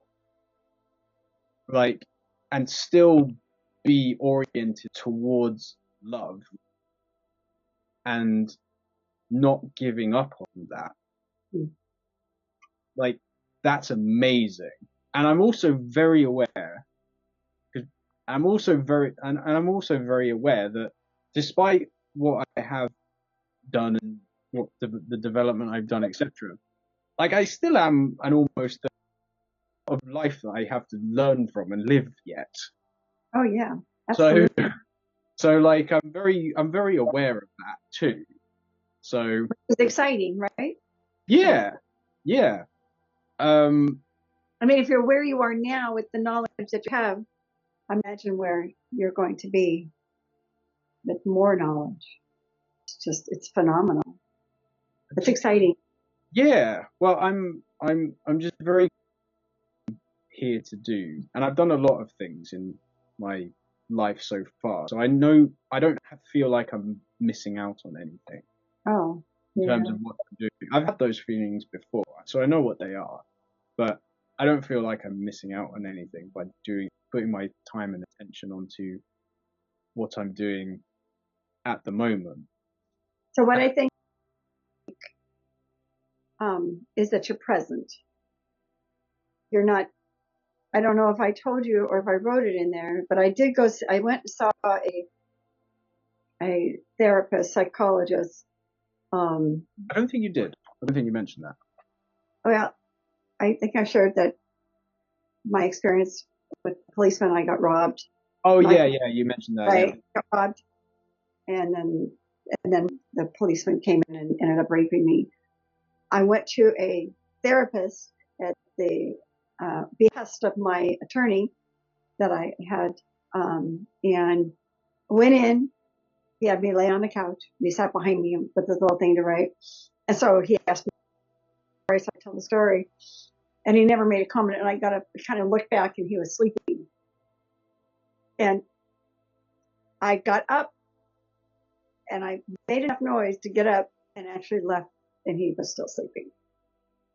Now, I write something on his notepad like, well, thanks for the time. I didn't. I just left. And so it took me, you're the first person I've spoken to. And that happened to me when I was in my 20s. So, Well, I feel really honored and privileged that you felt comfortable to do that with me. Like I do my absolute best to be present, and I feel like that primarily comes from the place like I genuinely give a shit. yeah, Like that's, I can feel it. I really care, and it's not what it is or looks like. I care about the human being that I'm speaking to. I'm not trying to convince anybody or make someone do something. If someone's ready to meet me halfway, I'm here. Yeah. And, and my friends who are also like in the Czech Institute and other fellow people with a healer's heart, everyone's like that. Right. Who really has that in there. I like that phrase, healer's heart. That's what was missing. That's that. If you don't have that, why are you sitting? Why are you here? Don't be in that chair. There's many artistic things that I've done in my life, but my primary mode of artistic expression is to connect and communicate with fellow human beings in a loving way. That is my primary orientation for being here. And doing so in a way where when they come away from speaking or connecting with me, they at least feel a little bit taller than they did beforehand. So that is something that's really important to me. And it's something that I do not take for granted. I do not trivialize it anyway. It's something I take very seriously, despite including onions into the conversation. But it's underpinned by that orientation, and every human being to feel healthy, happy, healed, and whole. Not everyone will. That's life. Everyone has the choice to do that or not. But for those that are willing, me and all of my other fellow people with a healer's heart, such as yourself, we will we will be there to share if they meet us halfway. Right. So that's what I'm here to do. Thank you so much. Thank you for. Yeah, my Thank pleasure. you. And just to, again, this doesn't mean that we're like not gonna stay in touch. I actually have made my own Facebook. So the so I'll send you the link to that because you like Okay. join that because then quite a few other people that I've spoken to are in that group too. Okay. And one of them is actually in Maine as well. Oh, that's interesting. Yeah. So, but quite a few of them are actually in America. Okay. But it's a place where we can keep in touch with other people that I've spoken to, and the other thing. So I'll send the link for that over in chat, but I'll also send an article which kind of details that 3-2-1 process because it's written. But because you've done it, you'll be able to see the context of it, and it provide like some points for you to kind of do sort of as well. Okay. And I think you'll really enjoy looking into Ken Wilber and integral theory because Ken is a writer through and through. He's been writing a book a year for like the last. Wow. And he's the smartest guy that most people have never heard of. Ken Wilber. Okay. And another name to look up is Dr. Keith Witt, who's one of Ken Wilber's friends. Keith Witt? Yeah, W-I-T-T. Dr. Keith Witt. He's got a lot of free resources on his website, but that guy is a legend. Oh, and Paul Chek as well. He's the founder of the Chek Institute, who I've done my training with. And Paul studies Ken's work, and Keith has been on Paul Chek's advice, and Keith is friends with Ken, and like these are like real pioneer type people, and but because Keith's written quite a few books as well, but because there's that sort of writer's heart in there too, I think you'll really enjoy. Okay, I'll look them up definitely. Yeah, but again, as I was saying, like this doesn't mean that we're strangers or anything. So if you have any questions at any time, feel free to send them over, and like I'll keep in touch with you as well. And but the final thing I'd like to do, which I think would be fun, is so now that we've spent this time and connected a bit, as you have experienced a little bit more of life than I have in many respects, does that soulful aspect of you have any advice for me?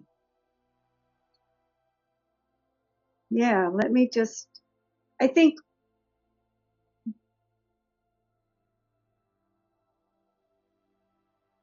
that the only advice I really love to give to people is that you were created specifically the way you were, like that statue. You're specifically created the way you were, and I'm not going to tell you anything you don't know. You went through all these experiences basically to come to be the person that is sitting before me right now.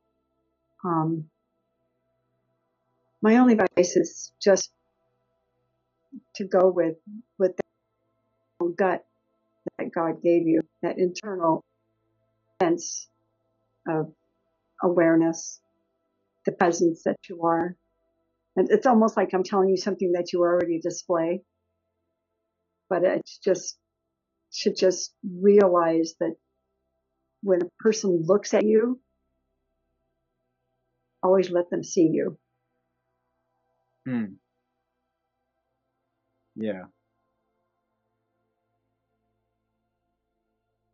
Yeah. I get that. And just how you said it as well. Yeah, because even depending on the circumstance, I understand how like everyone can sort of dim themselves a little bit, and like I know I've had that somewhat recently because for example, like my sister, who I love dearly, like her, how she shows up in the world is slightly different. So in terms of how we communicate, like I don't really need to explain my energy to you, and vice versa. I do with her. Hmm. Doesn't mean that we don't want to communicate, but it's a little bit more challenging because she just doesn't Mhm. see the world the way that I do, and I have had moments because when you said that, those moments where I slightly sort of dialed this aspect of myself down in those situations. As soon as you said that, that came up, and I was like, I'm not going to do that anymore. And it was just how you said it as well. So yeah, so I appreciate that. Like that's actually what's been happening recently. Well, it's because I really see you, and I mean, I don't see the profession. I see you. I see, and that's one of my gifts is that I can see a person. Um, and when I say you're a very special person, I mean, that specialness is what people need to see. Yeah, That's what they need is it's healing, just not just your heart, but who you are is your spirit, your soul is the healing gift.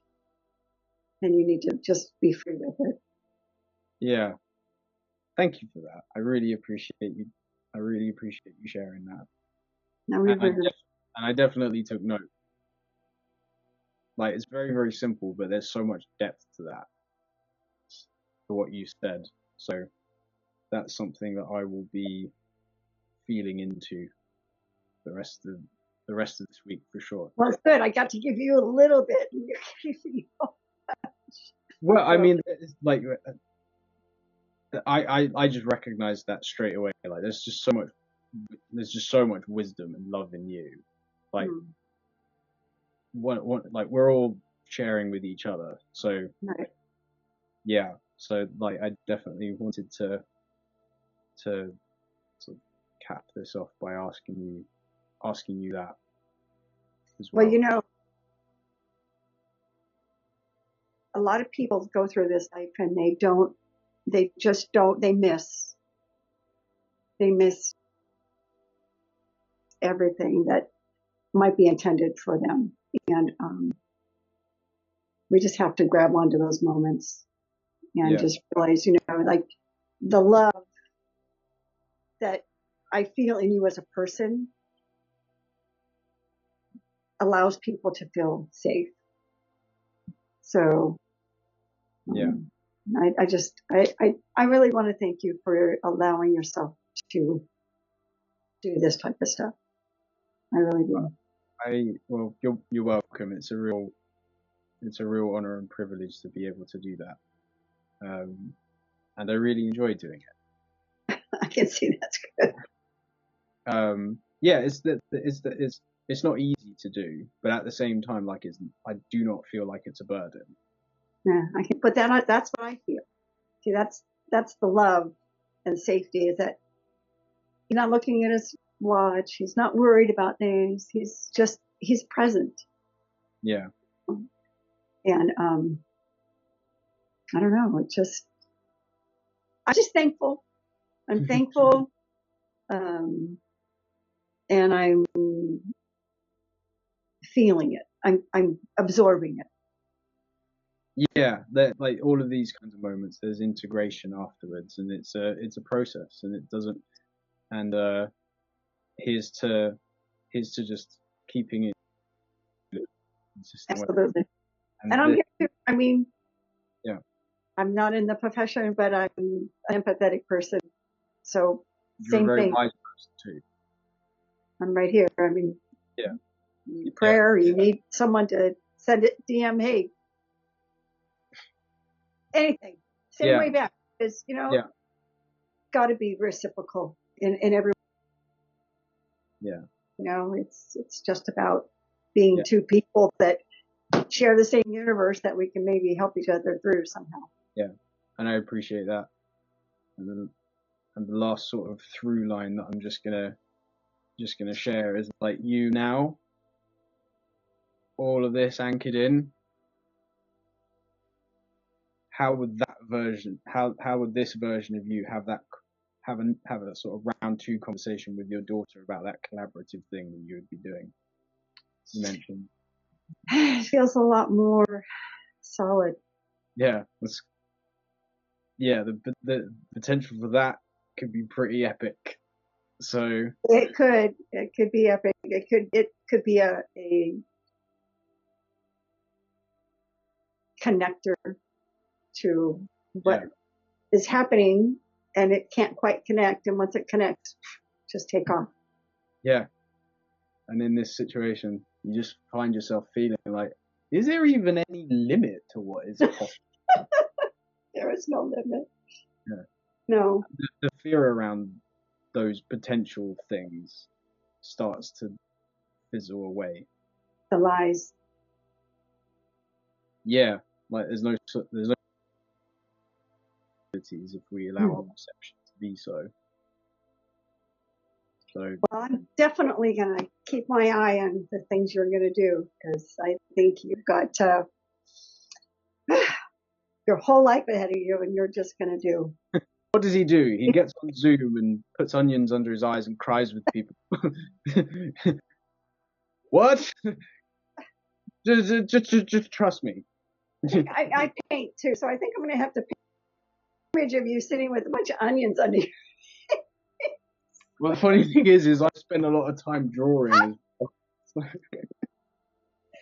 Okay, so maybe we're like, our souls are connected somehow, and we're like coming together and going, I know that person. Yeah, as we say in England, all right, mate, what's going on? Long time no see. It's like, well, next thing you're going to tell me is that you do, what else do I do? Let's see, no, I think that I'm pretty close to martial arts, dance, painting, Well, healing heart. I was drawing mainly, not painting, but Well, I draw too. So, okay. Healing hearts, writing books. oh, well, writing books. Creativity. I don't know whether we create. You probably know this. So, creativity has to come out of pain. Ah, yes and no at the same time. The reason being is the impulse to artistically create is always there. It primarily comes out of pain first because because artistic expression is a form of catharsis. If the pain itself is not resolved, it for example, like taking the perspective of other using a screwdriver for a screw, what's unresolved will kind of remain unresolved, but the pain will inform the energetic essence and message contained within the skill structure of the medium that the artist has chosen.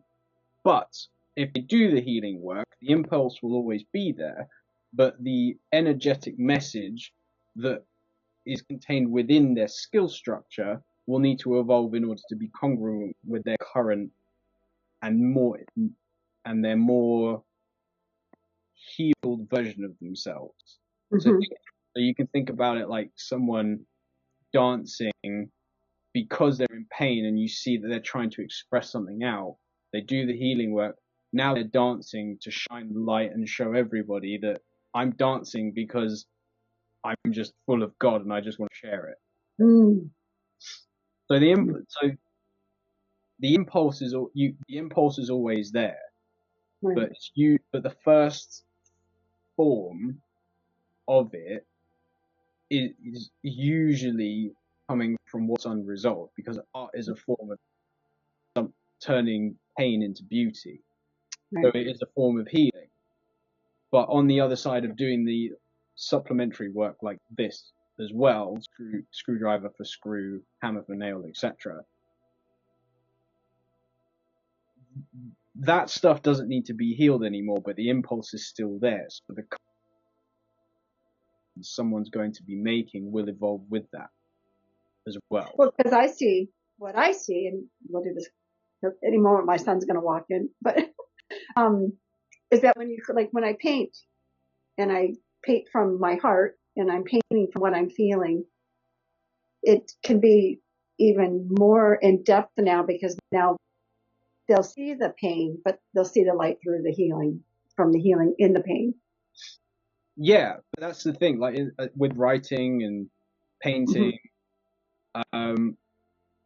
it's not the descriptions and showcasing of the pain is coming from the place of, I'm not in it, but this was where I was, but this is where that is all, because it doesn't mean you don't include that. It just means that you go further.